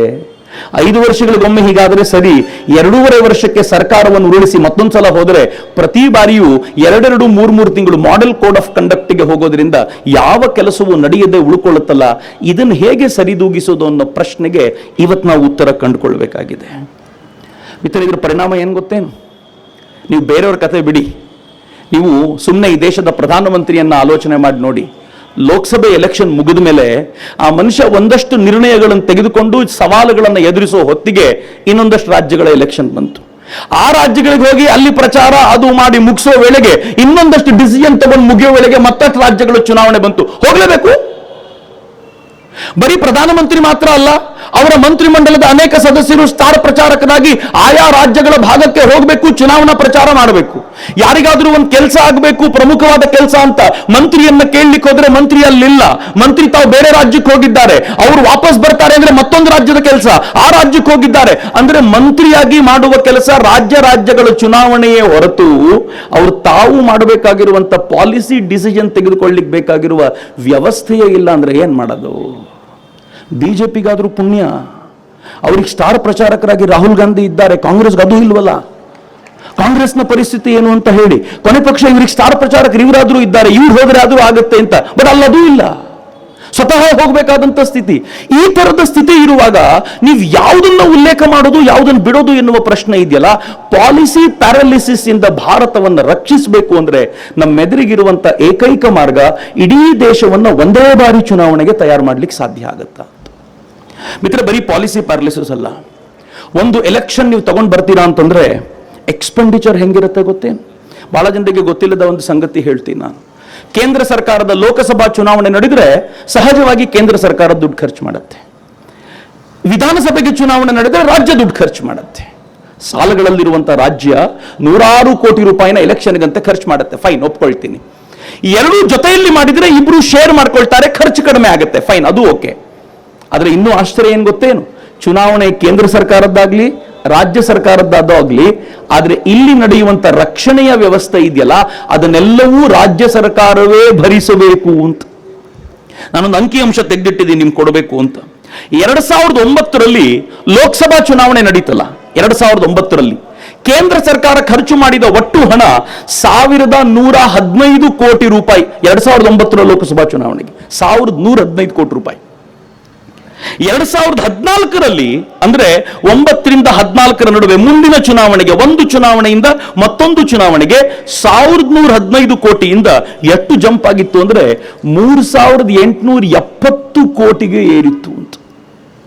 ಹೆಚ್ಚು ಕಡಿಮೆ 2000 ಕೋಟಿ ರೂಪಾಯಿ ಜಾಸ್ತಿ ಆಗಿತ್ತು ಲೋಕಸಭಾ ಎಲೆಕ್ಷನ್. ಮುಂದಿನ ಲೋಕಸಭಾ ಎಲೆಕ್ಷನ್ ನಾವು ಹೋಗ್ತೀವಲ್ಲ 2024ರಲ್ಲಿ, ಕನಿಷ್ಠ ಪಕ್ಷ 5,500 ಕೋಟಿ ರೂಪಾಯಿ ನಾವು ಖರ್ಚು ಮಾಡ್ತೀವಿ. 5,500 ಕೋಟಿ. ಮಿತ್ರ, ಒಂದು ರಾಜ್ಯದ ಚುನಾವಣೆ, ಬಿಹಾರದ ಚುನಾವಣೆ ಖರ್ಚು ಎಷ್ಟಾಯ್ತು ಅಂತ ಲೆಕ್ಕ ತೆಗೆದೆ ನಾನು. 300 ಕೋಟಿ ರೂಪಾಯಿ ಖರ್ಚು ದಾಖಲಿಸಿದ್ದಾರೆ ಕಳೆದ ಬಾರಿದು. ಗುಜರಾತ್ನ ಚುನಾವಣೆ 250 ಕೋಟಿ ರೂಪಾಯಿ ಖರ್ಚು ದಾಖಲಿಸಿದ್ದಾರೆ. ಕರ್ನಾಟಕದ ಚುನಾವಣೆ ಹೆಚ್ಚು ಕಡಿಮೆ 300 ಕೋಟಿ ರೂಪಾಯಿ ಹತ್ರ ಬರುತ್ತೆ. ಇಡೀ ದೇಶದ ಎಲ್ಲ ಚುನಾವಣೆಯನ್ನ, ಅಸೆಂಬ್ಲಿ ಎಲೆಕ್ಷನ್ಗಳ ಎಲ್ಲ ಲೆಕ್ಕಾಚಾರವನ್ನು ತೆಗೆದು ಅದಕ್ಕೆ ಕೇಂದ್ರ ಸರ್ಕಾರದ ಲೋಕಸಭಾದ ಒಂದು ಚುನಾವಣೆ ಆಡ್ ಮಾಡಿದ್ರೆ 5 ವರ್ಷಗಳಿಗೆ 10,000 ಕೋಟಿ ರೂಪಾಯಿ ಖರ್ಚು ಮಾಡ್ತೀವಿ. 10,000 crores. ಒಂದೊಂದೇ ಸಲ ಎಲೆಕ್ಷನ್ ನಡೆದಿದೆ ಅಂತ ಧೈರ್ಯ ಇಟ್ಕೊಂಡು ಹೇಳ್ತಿದ್ದೀನಿ ನಾನು. ರಿಪೀಟ್ ಆದ್ರೆ ಮತ್ತೆ ಅದಕ್ಕೆ ಆಡ್ ಮಾಡ್ತಾ ಹೋಗ್ಬೇಕು. ಮಿತ್ರ, 10,000 crores ಇದೇನು ಖರ್ಚಾಗುತ್ತಲ್ಲ, ಇತ್ತೀಚೆಗೆ ಎಲೆಕ್ಷನ್ ಕಮಿಷನ್ ಒಂದು ರಿಪೋರ್ಟ್ ಕೊಡ್ತಾ ಏನ್ ಹೇಳಿದೆ ಗೊತ್ತೇನು?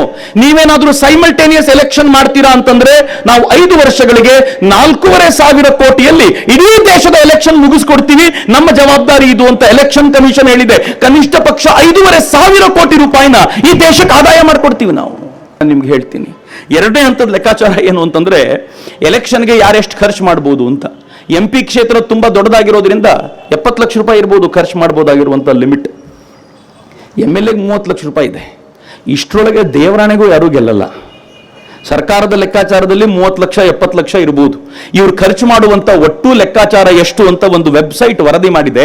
ಆ ವೆಬ್ಸೈಟ್ ನ ಎಷ್ಟು ನಂಬಬೇಕು ಬಿಡಬೇಕು ಗೊತ್ತಿಲ್ಲ. ಆದ್ರೆ ನಾನು ಹೇಳುವಂತ ಸಂಖ್ಯೆಯನ್ನ ನೀವೆಲ್ಲ ನಂಬ್ತೀರಾ? ಯಾಕೆ ಅಂತಂದ್ರೆ ಯಾವ MLAಯೂ ಕೂಡ 30 ಲಕ್ಷ ರೂಪಾಯಿ ಮಾತ್ರ ಖರ್ಚು ಮಾಡಿ ಗೆಲ್ತಾರೆ ಅನ್ನೋದನ್ನ ನೀವು ಶಿವಮೊಗ್ಗದವರಾಗ್ಲಿ, ಉತ್ತರ ಕನ್ನಡದವರಾಗ್ಲಿ, ನೀವು ಬೆಂಗಳೂರಿನವರಾಗ್ಲಿ ನಂಬಲಿಕ್ಕೆ ಸಾಧ್ಯವೇ ಇಲ್ಲ. ಕಾರ್ಪೊರೇಟರ್ ಗೆಲ್ಲಲ್ಲ ರೀ 30 ಲಕ್ಷದಲ್ಲಿ. ನೀವೊಬ್ಬ MLA ಗೆಲ್ತಾರೆ ಅಂತ ಹೆಂಗ್ ಊಹಿಸ್ತೀರಾ ಅಂತ ನನಗಂತೂ ಗೊತ್ತಾಗಲ್ಲ. ಆದ್ರೆ ಒಂದು ವೆಬ್ಸೈಟ್ ಲೆಕ್ಕಾಚಾರ ಹೇಳುತ್ತೆ, ಈ ದೇಶದಲ್ಲಿ MLA MP ಗಳು ಇಂಡಿವಿಜುವಲ್ ಆಗಿ ಖರ್ಚು ಮಾಡಿರುವಂತ ಒಟ್ಟು ಹಣ ಪಾರ್ಟಿಯು ಸೇರಿದಂತೆ 30,000 ಕೋಟಿ ರೂಪಾಯಿ ಆಗತ್ತೆ. 30,000 ಕೋಟಿ ರೂಪಾಯಿ ಒಂದೇ ಸಲ ಎಲೆಕ್ಷನ್ ನಡೆದ್ರೆ. ಎರಡನೇ ಸಲ ಎಲೆಕ್ಷನ್ ನಡೆದ್ರೆ ಮತ್ತೆ ಆಡ್ ಆಗತ್ತೆ. ನೀವೇನು ಮರು ಚುನಾವಣೆಗೆ ಬಿಟ್ಟಿಯಾಗಿ ಜನ ಓಟ್ ಹಾಕಿದ್ದಾರೆ ಅಂತ ತಿಳ್ಕೊಂಡಿದ್ದೀರಿ, ಫ್ರೀಯಾಗಿ ಗೆದ್ದುಬಿಟ್ಟಿದ್ದಾರೆ ಅನ್ಕೊಂಡಿದ್ದಾರೆ MLA MP ಗಳು. ಆಗ್ಲೂ ಕೂಡ ಇದರ 4 ಪಟ್ಟು ಜಾಸ್ತಿ ಖರ್ಚಾಗಿದೆ. ಎಷ್ಟರ ಮಟ್ಟಿಗೆ ಖರ್ಚಾಗುತ್ತೆ ಇವುಗಳೆಲ್ಲ ಅಂತಂದ್ರೆ 30,000 ಕೋಟಿ ರೂಪಾಯಿ ಸಾಮಾನ್ಯವಾದ್ದಲ್ಲ. ಎಲ್ಲಿಂದ ಬರುತ್ತೆ 30,000 ಕೋಟಿ ರೂಪಾಯಿ? ಕುರೇಶಿ ಅಂತ ಚೀಫ್ ಎಲೆಕ್ಷನ್ ಕಮಿಷನರ್ ಒಬ್ರು ಇದ್ರು. ಕುರೇಶಿ ಅವರು ಈ ಸೈಮಲ್ಟೇನಿಯಸ್ ಎಲೆಕ್ಷನ್ ಬಗ್ಗೆ ವಿಸ್ತಾರವಾಗಿ ಬರೆದು ಚೀಫ್ ಎಲೆಕ್ಷನ್ ಕಮಿಷನರ್ ಆಗಿದ್ದವರು. ಅವ್ರು ಏನ್ ಹೇಳ್ತಾರೆ ಗೊತ್ತೇನು? ಎಲೆಕ್ಷನ್ ಪ್ರಾಸೆಸ್ ಬ್ಲಾಕ್ ಮನಿಯನ್ನ ಜನರೇಟ್ ಮಾಡುವಂತ ಅಥವಾ ಬ್ಲಾಕ್ ಮನಿಯನ್ನ ಇಟ್ಕೊಂಡು ಆಟ ಆಡುವಂತ ಜಾಗ ಅದು. ಎಲೆಕ್ಷನ್ ಪ್ರಾಸೆಸ್ ನಲ್ಲಿ ಎಷ್ಟು ರಿಫಾರ್ಮ್ ತರ್ತೀವೋ ಅಷ್ಟು ದೇಶದ ಬ್ಲಾಕ್ ಮನಿನ ಕರ್ಬ್ ಮಾಡ್ಲಿಕ್ಕೆ ಸಾಧ್ಯ ಆಗುತ್ತೆ. ಹೀಗಾಗಿ ಎಲೆಕ್ಷನ್ ಪ್ರಾಸೆಸ್ ಅನ್ನ ಆದಷ್ಟು ಬೇಗ ಸರಿ ಮಾಡಬೇಕು ಅಂತ ಹೇಳಿದ್ದು chief election commissioner, Narendra Modi ಅಲ್ಲ. ಮಿತ್ರ, ಈ ಚೀಫ್ ಎಲೆಕ್ಷನ್ ಕಮಿಷನರು ಇದ್ರ ಬಗ್ಗೆ ತುಂಬಾ ವಿಸ್ತಾರವಾಗಿ ಮಾತನಾಡಿದ್ದಾರೆ. ಇದನ್ನೇ ನರೇಂದ್ರ ಮೋದಿ ಅವರು ಇತ್ತೀಚೆಗೆ ಮಾತನಾಡ್ತಾ ಹೇಳಿದ್ದಾರೆ, ಈ ದೇಶದ ಆರ್ಥಿಕ ಸ್ಥಿತಿಯನ್ನು ಸುಧಾರಿಸಬೇಕು ಅಂತಂದ್ರೆ ನಾವು ತುರ್ತಾಗಿ ಈ ವಿಚಾರಕ್ಕೆ ಗಮನ ಕೊಡಬೇಕು ಅಂತ ಹೇಳಿದ್ದಾರೆ. ಇದು ಎರಡನೇ ಪಾಯಿಂಟ್. ಮೊದಲನೇ ಪಾಯಿಂಟ್ ನಾನು ನಿಮ್ ಜೊತೆ ಹಂಚಿಕೊಂಡಿದ್ದು ಡೆವಲಪ್ಮೆಂಟ್ ಅನ್ನ ಹೇಗೆ ತಡೆಯುತ್ತೆ ಈ ಎಲೆಕ್ಷನ್ಗಳು ಅಂತ. ಎರಡನೇದು ಎಷ್ಟು ಮ್ಯಾಸಿವ್ ಆಗಿರುವಂತ ಖರ್ಚನ್ನ ದೇಶದ ಮೇಲೆ ಹಾಕುತ್ತೆ ಅಂತ. ಈ ವರ್ಷ ಅಂತೂ ದೇಶದ ಪರಿಸ್ಥಿತಿ ಹೆಂಗಿದೆ ಗೊತ್ತಾ? ಆಫ್ಟರ್ ಕರೋನಾ ದೇಶದ ವಿತ್ತೀಯ ಕೊರತೆ ಹೆಚ್ಚು ಕಡಿಮೆ 18 ಲಕ್ಷ ಕೋಟಿ ರೂಪಾಯಿ ಆಗುತ್ತೆ ಅಂತ ಹೇಳಿದ್ದಾರೆ. ಅದನ್ನ 15 ಲಕ್ಷ ಕೋಟಿ ರೂಪಾಯಿಗೆ ಕ್ಯಾಪ್ ಮಾಡ್ತೀವಿ ಅಂತ ಮಾತನಾಡ್ತಿದ್ದಾರೆ. 15 lakh crores. ಇಮ್ಯಾಜಿನ್ ಮಾಡ್ಲಿಕ್ಕೂ ಸಾಧ್ಯ ಇಲ್ಲ. ಡೈರೆಕ್ಟ್ ಟ್ಯಾಕ್ಸ್ ಎಷ್ಟು ಕಡಿಮೆ ಆಗಿದೆ ಅಂತಂದ್ರೆ, ಡೈರೆಕ್ಟ್ ಟ್ಯಾಕ್ಸ್ ನ ಪ್ರಮಾಣ -7% ಆದ್ರೂ ಕೂಡ ಈ ದೇಶವನ್ನ ಸಂಭಾಳಿಸೋದು ಕಷ್ಟ. ಇಂಡೈರೆಕ್ಟ್ ಟ್ಯಾಕ್ಸ್ ನ ಪ್ರಮಾಣ -22% ಗೆ ಹೋಗಬಹುದು ಅಂತ ಹೇಳ್ತಿದ್ದಾರೆ. ಈ ದೇಶವನ್ನ ಮತ್ತೆ ಕಟ್ಟೋದು ಕಷ್ಟ. ಆದ್ರೆ ನಾವು ಮಾತ್ರ ಚುನಾವಣೆಗಳನ್ನು, ಒಂದು ಚುನಾವಣೆ ಇಡೀ ದೇಶಕ್ಕೆ ಮಾಡಬೇಕು ಅಂತಂದ್ರೆ ನಾವು ಬೇಡ ಅಂತ ಹಠ ಹಿಡಿತಿದೀವಿ. ದೇಶಕ್ಕೆ ಈ ಚುನಾವಣೆಗೆ ಹಣ ಎಲ್ಲಿಂದ ತರಬೇಕು ಅಂತ ಗೊತ್ತಿಲ್ಲ. 18 ಲಕ್ಷ ಕೋಟಿನ 15 ಲಕ್ಷ ಕೋಟಿಗೆ ಕ್ಯಾಪ್ ಮಾಡಿದೀವಲ್ಲ, ಆ ಕ್ಯಾಪ್ ಮಾಡಿರೋ ದುಡ್ಡಿನಲ್ಲಿ 12 ಲಕ್ಷ ಕೋಟಿ ರೂಪಾಯಿ ಸಾಲ ತೆಗೆದುಕೊಳ್ಬೇಕಾದಂತ ಪರಿಸ್ಥಿತಿ ಇದೆ. ವಿತ್ತೀಯ ಕೊರತೆಯನ್ನ ಎಲ್ಲಿಂದ ತುಂಬಿಸ್ಬೇಕು ಇದನ್ನ? ಯಾವತ್ತಾದ್ರೂ ಒಮ್ಮೆ ಪ್ರಜ್ಞಾವಂತಿಕೆಯಿಂದ ಆಲೋಚನೆ ಮಾಡ್ತಾ ನಾವೇನಾದ್ರೂ ಕೂತ್ರೆ ಈ ದೇಶಕ್ಕೆ ಅನವಶ್ಯಕವಾಗಿ ಖರ್ಚಾಗುವಂತ ಈ 30,000 ಕೋಟಿ ರೂಪಾಯಿನ ಉಳಿಸುವ ಸಾಧ್ಯತೆ ಇದೆಯಲ್ಲ, ಆ ಕುರಿತಂತೆ ಪ್ರಯತ್ನ ಪಡಬಹುದಾ ಅನ್ನೋದು ಒಂದು ಆಲೋಚನೆ. ಇನ್ನು ಮೂರನೇದು, ಹ್ಯೂಜ್ ಫೋರ್ಸ್ ಅನ್ನ ಇದಕ್ಕೋಸ್ಕರ ಎಂಗೇಜ್ ಮಾಡಲಾಗತ್ತೆ. 2014 ಚುನಾವಣೆಯಲ್ಲಿ 1 ಕೋಟಿ ಜನ ಪೊಲೀಸರನ್ನ ಈ ಕೆಲಸಕ್ಕೋಸ್ಕರ ನಿಯೋಜಿಸಲಾಗಿತ್ತಂತೆ. ಟೋಟಲ್ 1 ಕೋಟಿ ಜನ ಪೊಲೀಸರು. ಒಟ್ಟು ಲೋಕಸಭಾ ಎಲೆಕ್ಷನ್ಗಿದ್ದಂತ ಬೂತ್ಗಳ ಸಂಖ್ಯೆ 9,30,000. ಒಂದು ಬೂತಿಗೆ 10 ಜನ ಪೊಲೀಸರು, ಅಥವಾ ಪೊಲೀಸರು ಅಂತಂದ್ರೆ ಬರೀ ಪೊಲೀಸರು ಅಷ್ಟೇ ಅಲ್ಲ, ಹೋಮ್ ಗಾರ್ಡ್ಸ್ ಇರಬಹುದು, ಎಲ್ಲ ತರದ ಈ ಡ್ಯೂಟಿ ಮಾಡುವಂತವ್ರನ್ನ ಸೇರಿಸಿಕೊಂಡು ಒಂದು ಬೂತಿಗೆ 10 ಜನ, ಹೆಚ್ಚು ಕಡಿಮೆ 1 ಕೋಟಿ ಜನರನ್ನ ಇಡೀ ದೇಶದ ಉದ್ದಕ್ಕೂ ಬಳಸಿಕೊಂಡಿದ್ದಾರೆ. ಪೋಲಿಂಗ್ ಬೂತ್ ನಲ್ಲಿರುವಂತ ಬೇರೆ ಬೇರೆ ಅಧಿಕಾರಿಗಳು ಇರ್ತಾರಲ್ಲ, ಆ ಅಧಿಕಾರಿಗಳು ಎಲೆಕ್ಷನ್ಗಿಂತ ಮುಂಚಿನ ದಿನ ಸಾಕು, ಎಲೆಕ್ಷನ್ ನಡೆಯೋ ದಿನ ಮತ್ತು ವಾಪಸ್ ಕೊಡೋ ದಿನ ಅಷ್ಟೇ ಸಾಕು. ಕೌಂಟಿಂಗ್ ದಿನ ಬಂದ್ರೆ ಸಾಕು, ಕೌಂಟಿಂಗ್ ದಿನ ಬೆಳಗ್ಗೆ ಬರ್ತಾರೆ, ಕೌಂಟಿಂಗ್ ಮುಗಿಸ್ತಾರೆ, ತಮ್ಮನೆಗೆ ತಾವು ಹೋಗ್ತಾರೆ, ಮುಗಿದೋಗ್ಬಿಡುತ್ತೆ. ಆದರೆ ಪೊಲೀಸರ ಕೆಲಸ ಒಂದು ದಿನಕ್ಕೆ ಮುಗಿಯೋದಲ್ಲ. ಶಿವಮೊಗ್ಗದಲ್ಲಿ ಎಲೆಕ್ಷನ್ ಇದೆ ಅಂತಂದ್ರೆ ಈ ಪೊಲೀಸರು ಒಂದು ದಿನಕ್ಕೋಸ್ಕರ ಬರಲ್ಲ, 8 ದಿನ 10 ದಿನಗಳ ಮುಂಚೆ ಬರ್ತಾರೆ. ಬಂದು ಎಲ್ಲ ಜನರಿಗೂ ಒಂದ್ಸಲ ಪ್ರದರ್ಶನ ಕೊಡ್ತಾರೆ, ನಾವು ಇಲ್ಲೇ ಇದ್ದೀವಿ, ಯಾರು ತಂಟೆ ತಕರಾರು ಮಾಡುವಂತಿಲ್ಲ, ನಾವು ನೋಡ್ಕೊಳ್ತೀವಿ ಅಂತ ಹೇಳ್ತಾರೆ. ಎಲೆಕ್ಷನ್ ಮುಗಿದ 2 ದಿನವೂ ಇರ್ತಾರೆ, ಅಥವಾ ರಿಸಲ್ಟ್ ಸ್ವಲ್ಪ ಲೇಟ್ ಆಗಿದ್ರೆ ಆ ಡಬ್ಬಿಗಳನ್ನ ಕಾಯ್ಕೊಂಡು ನಿಂತಿರ್ತಾರೆ 8 ದಿನಗಳ ಕಾಲ ಪೊಲೀಸ್ ಫೋರ್ಸು. ಮಿತ್ರ, 1 ಕೋಟಿ ಜನ ಪೊಲೀಸರನ್ನ ಆಂತರಿಕವಾಗಿ ಎಲೆಕ್ಷನ್ ಡಬ್ಬಿಗಳನ್ನ ಕಾಯಲಿಕ್ಕೆ ಅಂತ ನಿಲ್ಲಿಸಿದ್ರೆ, ಈ ದೇಶದಲ್ಲಿ ಆಂತರಿಕ ದಂಗೆಗಳಾದ್ರೆ ಅದನ್ನು ರಕ್ಷಣೆ ಮಾಡಲಿಕ್ಕೆ ಯಾರನ್ನ ಎಲ್ಲಿಂದ ಕೊಡೋದು? ಲೋಕಸಭೆ ಜೊತೆಗೆ ವಿಧಾನಸಭೆನೂ ನಡೆದರೆ ಅದಕ್ಕೋಸ್ಕರ ಮತ್ತೇನು ಎಕ್ಸ್ಟ್ರಾ ಫೋರ್ಸ್ ಯೂಸ್ ಮಾಡಬೇಕಾಗಿತ್ತಲ್ಲ, ಅದು ಇಲ್ಲೇ ಯೂಸ್ ಮಾಡೋದ್ರಿಂದ ಈ ಫೋರ್ಸ್ನ ಬಳಕೆ ಕಡಿಮೆ ಆಗುತ್ತೆ ಅನ್ನೋದು ಉದ್ದೇಶ ಅಂತ. ಸಿಂಪಲ್ ಲಾಜಿಕ್ ಇವೆಲ್ಲ. ಇದ್ಯಾವುದಕ್ಕೂ ಬೃಹತ್ ವಿದ್ಯೆಯನ್ನು ಕಲ್ತಿರಬೇಕಾದಂತ ಅಗತ್ಯ ಇಲ್ಲ, ಬಹಳ ಸಿಂಪಲ್ ಆದ ಲಾಜಿಕ್. ಅವರುಗಳನ್ನ ಬಳಸ್ಕೊಳ್ಳೋದನ್ನ ಕಡಿಮೆ ಮಾಡಲಿಕ್ಕೆ 2 ಎಲೆಕ್ಷನ್ ಮರ್ಜ್ ಮಾಡಿದ್ರೆ ಎಷ್ಟು ಲಾಭ ಆಗುತ್ತೆ ಅನ್ನುವಂತ ಒಂದು ಪುಟ್ಟ ಪ್ರಯತ್ನವನ್ನ ಇದಕ್ಕೆ ಮಾಡಲಾಗಿದೆ. ಬರೀ ಇಷ್ಟಕ್ಕೆ ಮುಗಿಯಲ್ಲ. ಒಂದು ಎಲೆಕ್ಷನ್ ಆಗುತ್ತೆ ಅಂತಂದ್ರೆ ಪಬ್ಲಿಕ್ ಲೈಫ್ ಎಷ್ಟು ಡಿಸ್ಟರ್ಬ್ ಆಗುತ್ತೆ ಗೊತ್ತೇನು? ಎಷ್ಟು ಗಾಡಿಗಳ ಓಡಾಟ ಶುರುವಾಗ್ಬಿಡುತ್ತೆ, ಎಷ್ಟು ಕಡೆ ಪೆಂಡಾಲ್ಗಳನ್ನು ಹಾಕಿ ಅಡ್ಡಡ್ಡ ಮಾಡಿಬಿಟ್ಟಿರ್ತಾರೆ, ಎಷ್ಟು ಕಡೆ ನಾಯ್ಸ್ ಪೊಲ್ಯೂಷನ್ ಆಗುತ್ತೆ, ಟ್ರಾಫಿಕ್ ಎಷ್ಟು ವೇರಿ ಆಗುತ್ತೆ, ಪರಿಸ್ಥಿತಿ ಹೆಂಗಾಗುತ್ತೆ ಅಂತಂದ್ರೆ ಒಂದಾದ್ಮೇಲೆ ಒಂದು ಎಲೆಕ್ಷನ್. ಗ್ರಾಮ ಪಂಚಾಯತ್ ಎಲೆಕ್ಷನ್ ಮುಗಿದ ನಂತರ ಅದು ಮುಗಿತು ಅನ್ಕೊಂಡ್ರೆ MLA ಎಲೆಕ್ಷನ್ ಬಂತು, ಅದು ಇನ್ನೂ ಕಿರಿಕಿರಿ, ಅದಕ್ಕಿಂತ MP ಎಲೆಕ್ಷನ್ ಕಿರಿಕಿರಿ. ಹೆಂಗ್ ಆಗ್ಬಿಡುತ್ತೆ ಅಂತಂದ್ರೆ ಟಿವಿ ತೆಗೆದ್ರೆ ಎಲೆಕ್ಷನ್, ಮನೆಯಿಂದ ಆಚೆ ಬಂದ್ರೆ ಎಲೆಕ್ಷನ್, ನಮ್ದು ಇಡೀ ತಲೆ ಒಳಗೆ ಚುನಾವಣೆ ಬಿಟ್ಟರೆ ಬೇರೆ ಏನೂ ಇಲ್ಲದಂತ ಆಗ್ಬಿಡುತ್ತೆ. ಒಟ್ಟಲ್ಲಿ public life totally disrupted. Election repeated ಆಗಾದ್ರೆ, ಒಂದೇ ಸಲ ಆದ್ರೆ 5 ವರ್ಷಕ್ಕೆ ಒಂದ್ಸಲ ಈ ಕಿರಿಕಿರಿ ಸಹಿಸ್ಕೊಂಡ್ಬಿಡೋಣ ಅಂತ ಅನ್ಸುತ್ತೆ. ಈ ಪದೇ ಪದೇ ಆದ್ರೆ ಸಹಿಸ್ಕೊಳ್ಳೋದು ಯಾರು? ಮಜಾ ಏನ್ ಗೊತ್ತೇನು? ನೀವು ಈಗ ಒಂದು 6 ತಿಂಗಳ ಮುಂಚೆ ಒಂದು MP ಎಲೆಕ್ಷನ್ಗೆ ವೋಟ್ ಮಾಡಿ, ಇನ್ನೊಂದು 6 ತಿಂಗಳ ನಂತರ MLA ಎಲೆಕ್ಷನ್ಗೆ ವೋಟ್ ಮಾಡಿ ಅಂದ್ರೆ 100% ಬೆಂಗಳೂರಿಂದ ಯಾರು ಬರೋದೇ ಇಲ್ಲ. ಮೊನ್ನೆ ತಾನೇ ವೋಟ್ ಮಾಡಿ ಬಂದಾಗಿದೆ, ಮತ್ತ್ಯಾಕೆ ಬರಬೇಕು ಅಂತಾರೆ. ಆದ್ರೆ ಒಂದೇ ಸಲ ಬೂತಿಗೆ ಹೋಗಿ ಒಂದು EVM ನಲ್ಲಿ ಲೋಕಸಭಾ ಎಲೆಕ್ಷನ್, ಒಂದು VVM ನಲ್ಲಿ ವಿಧಾನಸಭಾ ಎಲೆಕ್ಷನ್ ವೋಟ್ ಮಾಡಬೇಕು ಅಂದ್ರೆ ಎಲ್ಲರೂ ಖುಷಿಯಿಂದ ಬರ್ತಾರೆ, ತಮ್ಮ ವೋಟಿಂಗ್ ನ ಕೆಲಸ ಮುಗಿಸಿ ವಾಪಸ್ ಹೋಗ್ಬಿಡ್ತಾರೆ. So simple. ವೋಟಿಂಗ್ ಪರ್ಸೆಂಟೇಜ್ ಜಾಸ್ತಿ ಮಾಡ್ಲಿಕ್ಕೆ ಸಾಧ್ಯ ಆಗುತ್ತೆ. ನಾವು ಸುಮ್ನೆ ನಮ್ಮ ಜನರಿಗೆ ಬೈತಾ ಕೂತ್ಕೊಳ್ತೀವಲ್ಲ, ಇವ್ರು ಕೂತಿರ್ತಾರೆ ಬರಲ್ಲ ಅಂತ. ಆದ್ರೆ ಎಷ್ಟು ಸಲ ಎಲೆಕ್ಷನ್ ಮಾಡ್ತೀರಾ ಅಂತ ಬರೋದು? ನೀವು ಪದೇ ಪದೇ ಸರ್ಕಾರಗಳನ್ನು ಉರುಳಿಸಿ, ನೀವು ಪದೇ ಪದೇ ರಾಜೀನಾಮೆ ಕೊಟ್ಟು ಹೋಗ್ತೀರಿ, ನಿಮಗೋಸ್ಕರ ಪದೇ ಪದೇ ದುಡ್ಡು ಖರ್ಚು ಮಾಡ್ಕೊಂಡು ಬೆಂಗಳೂರಿಂದ ಬಂದು ವೋಟ್ ಮಾಡ್ತಾ ಇರೋದೇ ಕೆಲಸ ಏನು? ದೇಶದ ಅಭಿವೃದ್ಧಿ ಯಾರಿಗೂ ಕಾಳಜಿಯೇ ಇಲ್ವೇನೋ ಅನ್ನೋ ಪ್ರಶ್ನೆ ಕೇಳಿದ್ರೆ ಉತ್ತರ ಕೊಡ್ಲಿಕ್ಕೆ ನಮ್ಮ ಹತ್ರ ಆಗಲ್ಲ. ಪಬ್ಲಿಕ್ ಲೈಫ್ ಡಿಸ್ರಪ್ಟ್ ಆಗುತ್ತಲ್ಲ, ಅದ್ರ ಬಗ್ಗೆ ಯೋಚನೆ ಮಾಡಬೇಕು ಅಂತ. ಇನ್ನೊಂದು ಬಹಳ ದೊಡ್ಡ ಸಮಸ್ಯೆ ಇದೆ ಮಿತ್ರರೇ. ಪ್ರತಿ ಬಾರಿ ಎಲೆಕ್ಷನ್ ಬಂದಾಗಲೂ ಕೂಡ ಕಾಸ್ಟ್ ಮತ್ತು ಕಮ್ಯುನಲ್ ಹೆಸರಿನಲ್ಲಿ ಡಿವೈಡ್ ಶುರುವಾಗ್ಬಿಡತ್ತೆ. ಅಲ್ಲಿವರೆಗೂ ಇಲ್ಲಿ ಕೂತಿರೋ ನಮಗೆ ನಾನು ಯಾವ ಜಾತಿ ಅಂತ ಪ್ರಶ್ನೆ ಇಲ್ಲ. ನಾನೇನಾದ್ರೂ ಒಬ್ಬ ಪೊಲಿಟಿಕಲ್ ಲೀಡರ್ ಆಗಿದ್ದ ತಕ್ಷಣ ನೀವು ಇವ್ರು ನಮ್ಮ ಜಾತಿಯವರು ಅಂತ ಗುರುತಿಸ್ಲಿಕ್ಕೆ ಶುರು ಮಾಡ್ತೀರಿ. ಸಾರ್ವಜನಿಕ ಸಮಾರಂಭದಲ್ಲಿ ಪ್ರಾಬ್ಲಮ್ ಇಲ್ಲ, ಆದರೆ ಪೊಲಿಟಿಕಲ್ ಸಮಾರಂಭದಲ್ಲಿದೆ. ನಾವು ಎಷ್ಟು ಚೆನ್ನಾಗಿ ಬದುಕಿರ್ತೀವಲ್ಲ, ಎಲೆಕ್ಷನ್ ಬಂತು ಅಂತಾದ್ರೆ ನಮ್ಮ ನಡುವೆ ಕಿತ್ತಾಟ ಹೆಂಗ್ ಶುರುವಾಗ್ಬಿಡುತ್ತೆ ಅಂತಂದ್ರೆ ಇದ್ದಕ್ಕಿದ್ದಂತೆ ಜಾತಿ ಮೈವೆತ್ ನಿಂತ್ಕೊಂಡ್ಬಿಡುತ್ತೆ. ಇದ್ದಕ್ಕಿದ್ದಂತೆ OIC ಬಂದು ಮಾತಾಡ್ಲಿಕ್ಕೆ ಶುರು ಮಾಡ್ತಾನೆ, 15 ನಿಮಿಷ ಕೊಡಿ ಪೊಲೀಸರು ಸುಮ್ಮನೆ ನಾನು ನೋಡ್ಕೋತೀನಿ ಅಂತ. ಇದ್ದಕ್ಕಿದ್ದಂತೆ ಕೈ ಕಡಿಯೋ ಮಾತುಗಳು ಶುರುವಾಗ್ಬಿಡ್ತವೆ. ಎಲ್ಲಿಂದ ಬರುತ್ತೋ ಗೊತ್ತಿಲ್ಲ. ಅಲ್ಲಿವರೆಗೂ ಸಮಾಜ ಶಾಂತವಾಗಿರುತ್ತೆ, ಎಲೆಕ್ಷನ್ ಬಂದ್ರೆ ಹಾಳಾಗತ್ತೆ. ಆಯ್ತಪ್ಪ, ಹಾಳಾಗದೇ ಇದ್ರೆ 5 ವರ್ಷಕ್ಕೆ ಒಂದೇ ಸಲ ಹಾಳಾಗಿರಪ್ಪ. 6 ತಿಂಗಳಿಗೂ ಯಾಕೆ ಹಾಳು ಮಾಡ್ತೀರಾ? 6 ತಿಂಗಳಿಗೂ ಸ್ವಾಸ್ಥ್ಯ ಯಾಕೆ ಕೆಡಿಸ್ತೀರಾ ಸಮಾಜದ್ದು?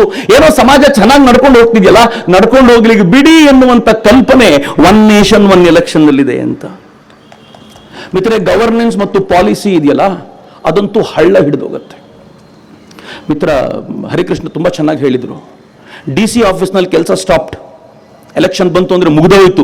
ಅವ್ರಿಗೆ ಕೋಡ್ ಆಫ್ ಕಂಡಕ್ಟ್ ಪ್ರಶ್ನೆ ಅಲ್ಲ, ಅದಕ್ಕಿಂತಲೂ ಮುಂಚಿಂದಲೇ ಅವ್ರ ಕೆಲಸ ಶುರುವಾಗ್ಬಿಡುತ್ತೆ. ಅದಕ್ಕೆ ಎಲ್ಲಿಂದ ಏನ್ ತರಿಸಬೇಕು, ಯಾರಿಗೆ ಏನ್ ಮಾಡಬೇಕು, ಎಲ್ಲಿ ಏನ್ ಪೋಲಿಂಗ್ ವ್ಯವಸ್ಥೆ ಮಾಡಬೇಕು, ನಿಮ್ ಯಾವುದೇ ಕೆಲಸಗಳು ನಡೆಯೋದಿಲ್ಲ. 6 ತಿಂಗಳ ಕಾಲ ಯಾವುದೇ ಕೆಲಸ ನಡೆಯದಂತೆ ಇಡೀ ಜಿಲ್ಲೆ ಸ್ಟ್ಯಾಂಡ್ ಸ್ಟಿಲ್ ಆಗ್ಬಿಡುತ್ತಲ್ಲ, ಅದು ಪ್ರಾಬ್ಲಮ್. ಜಿಲ್ಲೆಗೆ ಬೇಕಾಗಿರುವಂತಹ ಡೆವಲಪ್ಮೆಂಟ್ ಆಕ್ಟಿವಿಟಿಗಳು 6 ತಿಂಗಳ ಕಾಲ ನಿಂತು ಹೋಗ್ಬಿಡುತ್ತೆ. ಅಧಿಕಾರ ಬಂದ ನಂತರವೂ ಕೂಡ ಮುಂದುವರಿಯುವುದಿಲ್ಲ, ಮುಂದಿನ 2-3 ತಿಂಗಳ ಕಾಲ ಹಾಗೆ ಇರುತ್ತೆ. ಒಟ್ಟಾರೆ ಕನಿಷ್ಠ ಪಕ್ಷ 8 ರಿಂದ 1 ವರ್ಷಗಳ ಕಾಲ ಎಲೆಕ್ಷನ್ ಅವಧಿಯಲ್ಲಿ ಏನೂ ನಡೆಯದ ಆ ಪೀರಿಯಡ್ ಇರುತ್ತಲ್ಲ, ಅದು ಅತ್ಯಂತ ದೌರ್ಭಾಗ್ಯಕರ ಸಂಗತಿ. ಅದೂ ಕೂಡ ನಮಗೆ ತುಂಬಾ ದೊಡ್ಡ ಹೊಡೆತವಾಗಿ ಬೀಳುತ್ತೆ. ಅಷ್ಟೇ ಅಲ್ಲ ಮಿತ್ರರೇ, ನರೇಂದ್ರ ಮೋದಿ ಅವರು ಒಂದು ಚಂದದ ಮಾತನ್ನು ಹೇಳಿದರು. ನನಗೆ ಅದಕ್ಕೆ 1 ನೇಷನ್ 1 ಎಲೆಕ್ಷನ್ ಅನ್ನೋದನ್ನ ಸ್ವಲ್ಪ ಡಿಫ್ರೆಂಟ್ ಆಗಿ ಹೇಳೋದಾದ್ರೆ 1 ನೇಷನ್ 1 ವೋಟರ್ ಲಿಸ್ಟ್ ಅಂತಾದ್ರೂ ಹೇಳಬೇಕು ಅಂತ. ಲೋಕಸಭಾಗೆ ಒಂದು ವೋಟರ್ ಲಿಸ್ಟ್, ಅಲ್ಲಿ ಕೂತಿರ್ತಾರೆ ಬೂತ್ನಲ್ಲಿ 4 ಜನ. ಆ 4 ಜನರ ಕೈಯಲ್ಲಿ 4 ಕೊಟ್ಟು ಕೂತಿರ್ತೀವಿ. ಆ 4 ಜನ ಹೆಸರು ಓದ್ತಾರೆ, ಆಗ್ತಾರೆ, ಮುಗಿದೋಯ್ತು. ವಿಧಾನಸಭಾ ಬಂದ್ರೆ ಮತ್ತೆ ವಾಪಸ್ ಎಲೆಕ್ಟ್ ವೋಟರ್ ಲಿಸ್ಟ್, ಅವ್ರು ಮತ್ತೆ ತಗೊಂಡು ಕೂತಿರ್ತಾರೆ, ಅವ್ರಿಗೊಂದು ಕೊಡಬೇಕು. ನೀವು ಜಿಲ್ಲಾ ಪಂಚಾಯತ್ ಎಲೆಕ್ಷನ್ ಮತ್ತೆ ವಾಪಸ್ ವೋಟರ್ ಲಿಸ್ಟ್, ತಾಲೂಕ್ ಮತ್ತೆ ವಾಪಸ್ ವೋಟರ್ ಲಿಸ್ಟ್, ಗ್ರಾಮ ಪಂಚಾಯತ್ ಮತ್ತೆ ವಾಪಸ್ ವೋಟರ್ ಲಿಸ್ಟ್. ಎಲ್ಲಾ ಕೆಲಸ ಎಷ್ಟು ಬಾರಿ ಆಗುತ್ತೆ ನಮ್ದು ಅಂತಂದ್ರೆ, ಒಂದೇ ಕೆಲಸವನ್ನ ಪದೇ ಪದೇ ಪದೇ ಪದೇ ರಿಪೀಟ್ ಮಾಡೋದ್ರಿಂದ, ಅನವಶ್ಯಕವಾಗಿ ರಿಪೀಟ್ ಮಾಡೋದ್ರಿಂದ ದೇಶದ ಮೇಲೆ ಹೊರೆ ಅಲ್ಲದೆ ಆ ಹೊರೆಯನ್ನ ತಾಳ್ಕೊಳ್ಳಿಕ್ಕಾಗದ ಸಾಧ್ಯತೆಯತ್ತ ಕೂಡ ಭಾರತವನ್ನ ತಳ್ತಾ ಇದ್ದೀವಿ. ಇವೆಲ್ಲವನ್ನೂ ಸೇರಿ 1 ವೋಟರ್ ಲಿಸ್ಟ್ ಅಲ್ಲಿ ಎಲ್ಲಾ ಎಲೆಕ್ಷನ್ ಮುಗಿಸ್ಲಿಕ್ಕೆ ಆಗಲ್ವಾ ಅನ್ನೋ ಪ್ರಶ್ನೆ ಕೇಳಿದ್ರೆ ಬೇಡ ಅಂತ ಯಾವ ಲೆಕ್ಕಕ್ಕೆ ಹೇಳ್ತಿರ್ರಿ? It's a genuine question. ಹಾಗಂತ ಅಪೋಸ್ ಮಾಡೋರಲ್ಲೂ ಪ್ರಶ್ನೆಗಳಿಲ್ಲ ಅಂತ ತಿಳ್ಕೊಳ್ಬೇಡಿ. ಖಂಡಿತವಾಗಿ ಅಪೋಸ್ ಮಾಡೋರಲ್ಲಿ ಇದೆ. ಮೊದಲನೇದು, ಈ ಅಪೋಸ್ ಮಾಡ್ತಿರೋರು, ಅದು ಕಾಂಗ್ರೆಸ್ ಆಗಲಿ ಬೇರೆಯವರಾಗಲಿ, ಏನ್ ಪ್ರಶ್ನೆ ಮಾಡ್ತಿದ್ದಾರೆ ಅಂತಂದ್ರೆ ಆಪರೇಷನಲ್ ಫೀಸಿಬಿಲಿಟಿ, ಡ್ಯೂಯಬಿಲಿಟಿ ಅಂತ ಒಂದು ಪ್ರಶ್ನೆ ಇದೆ ಅವರದ್ದು. ಆಪರೇಷನಲ್ ಫೀಸಿಬಿಲಿಟಿ ಅಂತಂದ್ರೆ ಏನಂದ್ರೆ 1 ನೇಷನ್ 1 ಎಲೆಕ್ಷನ್ ಅಂತ ನೀವು ಮಾತಾಡ್ತಿದ್ದೀರಿ ನಿಜ, ಆದ್ರೆ ಈ 1 ನೇಷನ್ 1 ಎಲೆಕ್ಷನ್ ನ ಮಾಡೋದು ಹೆಂಗೆ? ಈಗ ತಾನೇ ವೇದಿಕೆ ಮೇಲೆ ಶಂಕರ್ ಮೂರ್ತಿಗಳು ಕೇಳಿದ್ರಲ್ಲ, ಇದೇ ಪ್ರಶ್ನೆ ಏನಿದೆ ಅಂತಂದ್ರೆ ಫೀಸಿಬಿಲಿಟಿ, ಇಸ್ ದಟ್ ಪಾಸಿಬಲ್? ಈಗ ಉದಾಹರಣೆಗೆ ಈಗ 5-6 ರಾಜ್ಯಗಳ ಚುನಾವಣೆ ನಡೀತಿದೆ. ಇನ್ನೊಂದು 3-4 ರಾಜ್ಯಗಳ ಚುನಾವಣೆ 6 ತಿಂಗಳು ಬಿಟ್ಟು ನಡೆಯುತ್ತೆ. ಇನ್ನೊಂದು 6 ತಿಂಗಳು ಬಿಟ್ಟು ಯಾವುದೋ ಒಂದು ರಾಜ್ಯ ಚುನಾವಣೆ ನಡೆಯುತ್ತೆ. ಮತ್ತೊಂದು 6 ತಿಂಗಳು ಬಿಟ್ಟು ಇನ್ನೊಂದು 3 ರಾಜ್ಯಗಳ ಚುನಾವಣೆ ನಡೆಯುತ್ತೆ. ಈ ರಾಜ್ಯಗಳ ನೀವು ಅಧಿಕಾರವನ್ನು ಗಮನಿಸಿದ್ರೆ ಕೆಲವು ರಾಜ್ಯಗಳಿಗೆ, ಈಗ ಉದಾಹರಣೆಗೆ 2024ಕ್ಕೆ ಲೋಕಸಭಾ ಎಲೆಕ್ಷನ್ ನಡೆಸಬೇಕು ಅಂತ ನೀವು ನಿಶ್ಚಯ ಮಾಡಿದರೆ 2024ಕ್ಕೆ ಎಲ್ಲಾ ರಾಜ್ಯಗಳ ಅವಧಿನೇ ಮುಗ್ದಿರಲ್ವಲ್ಲ, ಮತ್ತೆ ಎಲೆಕ್ಷನ್ ಹೆಂಗ್ ಮಾಡ್ತೀರಿ? ಕೆಲವು ರಾಜ್ಯಗಳು ಆಗ್ತಾನೆ ಅಧಿಕಾರಕ್ಕೆ ಬಂದು 2.5 ವರ್ಷ ಆಗಿರುತ್ತೆ. ಅಂದ್ರೆ ನೀವು 2.5 ವರ್ಷವನ್ನು ಅವ್ರದನ್ನು ಕರ್ಬ್ ಮಾಡಿ ನೀವು ಎಲೆಕ್ಷನ್ ನಡೆಸ್ತೀರೇನು? ಕೆಲವು ರಾಜ್ಯಗಳು 2024ರ ಲೋಕಸಭಾ ಚುನಾವಣೆ ವೇಳೆಗೆ ಅವರ ಅವಧಿ ಮುಗಿದು 6 ತಿಂಗಳಾಗಿರುತ್ತೆ. 6 ತಿಂಗಳು ಸುಮ್ಮನೆ ಬಿಟ್ಬಿಡ್ತೀರೇನು? ಕೆಲವು ರಾಜ್ಯಗಳು ಅವ್ರಿಗೆ ಅವಧಿಗೆ ಇನ್ನು 1 ವರ್ಷ ಬಾಕಿ ಇರುತ್ತೆ. 1 ವರ್ಷ ಹಾಯಾಗಿರ್ಲಿಕ್ಕೆ ಬಿಡ್ತೀರಾ? ಹೆಂಗ್ ಮಾಡ್ತೀರಾ ಅನ್ನೋದು ಪ್ರಶ್ನೆ. ಈ ಆಪರೇಷನಲ್ ಫೀಸಿಬಿಲಿಟಿ ಏನಿದೆ ಅಂತ ಪ್ರಶ್ನೆ ನೀತಿ ಆಯೋಗ ಬ್ಯೂಟಿಫುಲ್ ಆಗಿ ಉತ್ತರ ಕೊಡುತ್ತೆ. ನೀತಿ ಆಯೋಗ ಏನ್ ಹೇಳುತ್ತೆ ಅಂತಂದ್ರೆ, ಇಡೀ ರಾಷ್ಟ್ರಕ್ಕೆ ಒಂದೇ ಸಲ ಚುನಾವಣೆ ಮಾಡ್ಬಿಡ್ಬೇಕು ಅಂತ ನಾವು ಕೇಳಲ್ಲ, ಆದ್ರೆ ನಾವು 2 ಹಂತದ ಚುನಾವಣೆ ಪ್ಲಾನ್ ಮಾಡಬಹುದು ಅಂತ. ಒಂದು ಹಂತ 2024 2019 ಹೇಳಿದ್ರು, ಅದು ಆಗಲಿಲ್ಲ.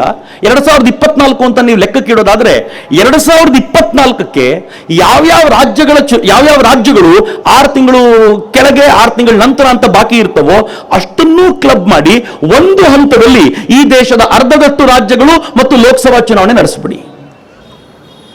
ಇನ್ನು ಉಳಿದವರು ಇರ್ತಾರಲ್ಲ, 2.5 ವರ್ಷ ಬಿಟ್ಟು ಅವ್ರನ್ನೊಂದು ಕ್ಲಬ್ ಮಾಡಿ ಚುನಾವಣೆ ಮಾಡಿಬಿಡಿ. 2 ಹಂತದ ಚುನಾವಣೆ ಮಾಡಿದರೆ ಆದರೂ ಈ ದೇಶದ ಅರ್ಧ ಭಾಗದಷ್ಟು ಸಮಸ್ಯೆಗಳು ಸಾಲ್ವ್ ಆಗ್ತವೆ. Exactly right. ಆಪರೇಷನಲ್ ಫೀಸಿಬಿಲಿಟಿ ಕೊಟ್ಟಿದ್ದಾರೆ ಅವರು. ಆಪರೇಷನಲ್ ಫೀಸಿಬಿಲಿಟಿ ಇಲ್ಲಿಗೆ ಮುಗಿಸಲ್ಲ. ಅವ್ರು ನೆಕ್ಸ್ಟ್ ಪ್ರಶ್ನೆ ಕೇಳ್ತಾರೆ, ಅವ್ರು ಯಾಕೆ ಇದನ್ನು ಮಾಡ್ತಾರೆ ಅಂತಂದ್ರೆ, ಯಾರಿಗೂ ಕೂಡ ಸಂವಿಧಾನದ ವಿಚಾರದಿಂದ ವಿಮುಖರಾಗದಂತೆ ಸಂವಿಧಾನದ ಅಡಿಯಲ್ಲಿ ಮಾಡ್ಲಿಕ್ಕಿರುವಂತ ಪ್ಲಾನ್ ಅಂತ. ಯಾವ ರಾಜ್ಯಗಳ ಅವಧಿ ಎಷ್ಟಿದೆ ಅಂತ ಲೆಕ್ಕನೂ ಮಾಡಿ ಆಗಿದೆ. ಇಷ್ಟಿಷ್ಟು ರಾಜ್ಯಗಳ ಅವಧಿ ಇಷ್ಟು ಸಿಗುತ್ತೆ, ಕೆಲವರಿಗೆ 6 ತಿಂಗಳು ಜಾಸ್ತಿ ಸಿಗುತ್ತೆ, ಕೆಲವರಿಗೆ 6 ತಿಂಗಳು ಕಡಿಮೆ ಸಿಗುತ್ತೆ. ಒನ್ಸ್ ಫಾರ್ ಆಲ್ ಎಲ್ಲವನ್ನು ಪ್ಲಾನ್ ಮಾಡ್ಕೊಂಡು ಬಿಟ್ರೆ ಇಷ್ಟು ರಾಜ್ಯಗಳು ಹಿಂಗೆ ಅಂತ. ಎರಡನೇದು ಹೇಳ್ತಾರೆ, ಅಕಸ್ಮಾತ್ 2024 ಲೋಕಸಭಾ ಚುನಾವಣೆಯೊಂದಿಗೆ ನಾವೇನಾದ್ರೂ ಎಲೆಕ್ಷನ್ ಮಾಡಿಕೊಂಡು ಅದಾದ 3-4 ತಿಂಗಳು 5 ತಿಂಗಳೊಳಗೆ ಸರ್ಕಾರ ಬಿದ್ದರೆ ಅವ್ರಿಗೆ ಇನ್ನೊಂದ್ಸಲ ಚುನಾವಣೆ ಮಾಡಿ, ಆದರೆ ಅವಧಿ ಮಾತ್ರ 5 ವರ್ಷಗಳು ಏನಿತ್ತೋ ಅದೇ ಅವಧಿಯಲ್ಲಿ ಫಿಕ್ಸ್ ಮಾಡಿ ಅಂತ. 5 ವರ್ಷದ ಆಚೆ ಹೋಗಂಗಿಲ್ಲ ನೀವು. ಫೇಸ್ 2 ಎಲೆಕ್ಷನ್ ಯಾರಿಗೆ ಕೊಡಬೇಕು ಅವ್ರನ್ನ ಪ್ಲಾನ್ ಮಾಡ್ಕೊಳ್ಳಿ, ಫೇಸ್ 1 ಎಲೆಕ್ಷನ್ ಯಾರಿಗೆ ಕೊಡಬೇಕು ನೋಡಿ ಅಂತ. ಫೇಸ್ 2 ಎಲೆಕ್ಷನ್ಗಿಂತ 6 ತಿಂಗಳ ಮುಂಚೆ ಇವ್ರ ಸರ್ಕಾರ ಬಿದ್ರೆ, 8 ತಿಂಗಳ ಮುಂಚೆ ಇವ್ರ ಸರ್ಕಾರ ಬಿದ್ರೆ ಇವ್ರಿಗೆ ಮತ್ತೆ ಎಲೆಕ್ಷನ್ ಮಾಡಬೇಡಿ, ಫೇಸ್ 2 ಗ್ರೂಪಿಗೆ ಇವ್ರನ್ನ ಜೋಡಿಸ್ಬಿಡಿ, ಅಲ್ಲಿ ಎಲೆಕ್ಷನ್ ಮಾಡಿದ್ರೆ ಆಯ್ತು ಇವರಿಗೆ ಅಂತ. ನೀವೊಂದು ಸ್ವಲ್ಪ ಪ್ಲಾನ್ಡ್ ಆಗಿ ವ್ಯವಸ್ಥೆ ಮಾಡಿಕೊಂಡ್ರೆ ಈ ದೇಶದ ಇಡೀ ಚುನಾವಣೆಯನ್ನ 2 ಫೇಸ್ ಅಲ್ಲಿ ಮಾಡಬಹುದು.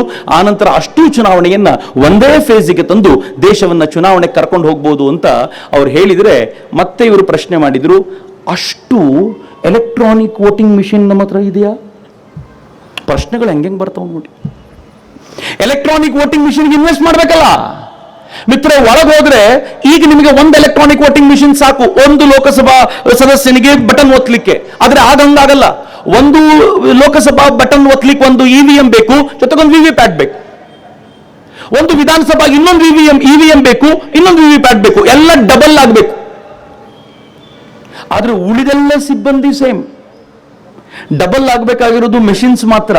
ಆದ್ರೆ ಅದಕ್ಕೆ ಸಂಬಂಧಪಟ್ಟಂತೆ ಈ ಎಲೆಕ್ಷನ್ ಕಮಿಷನ್ ಏನ್ ಹೇಳಿದೆ ಗೊತ್ತಾ?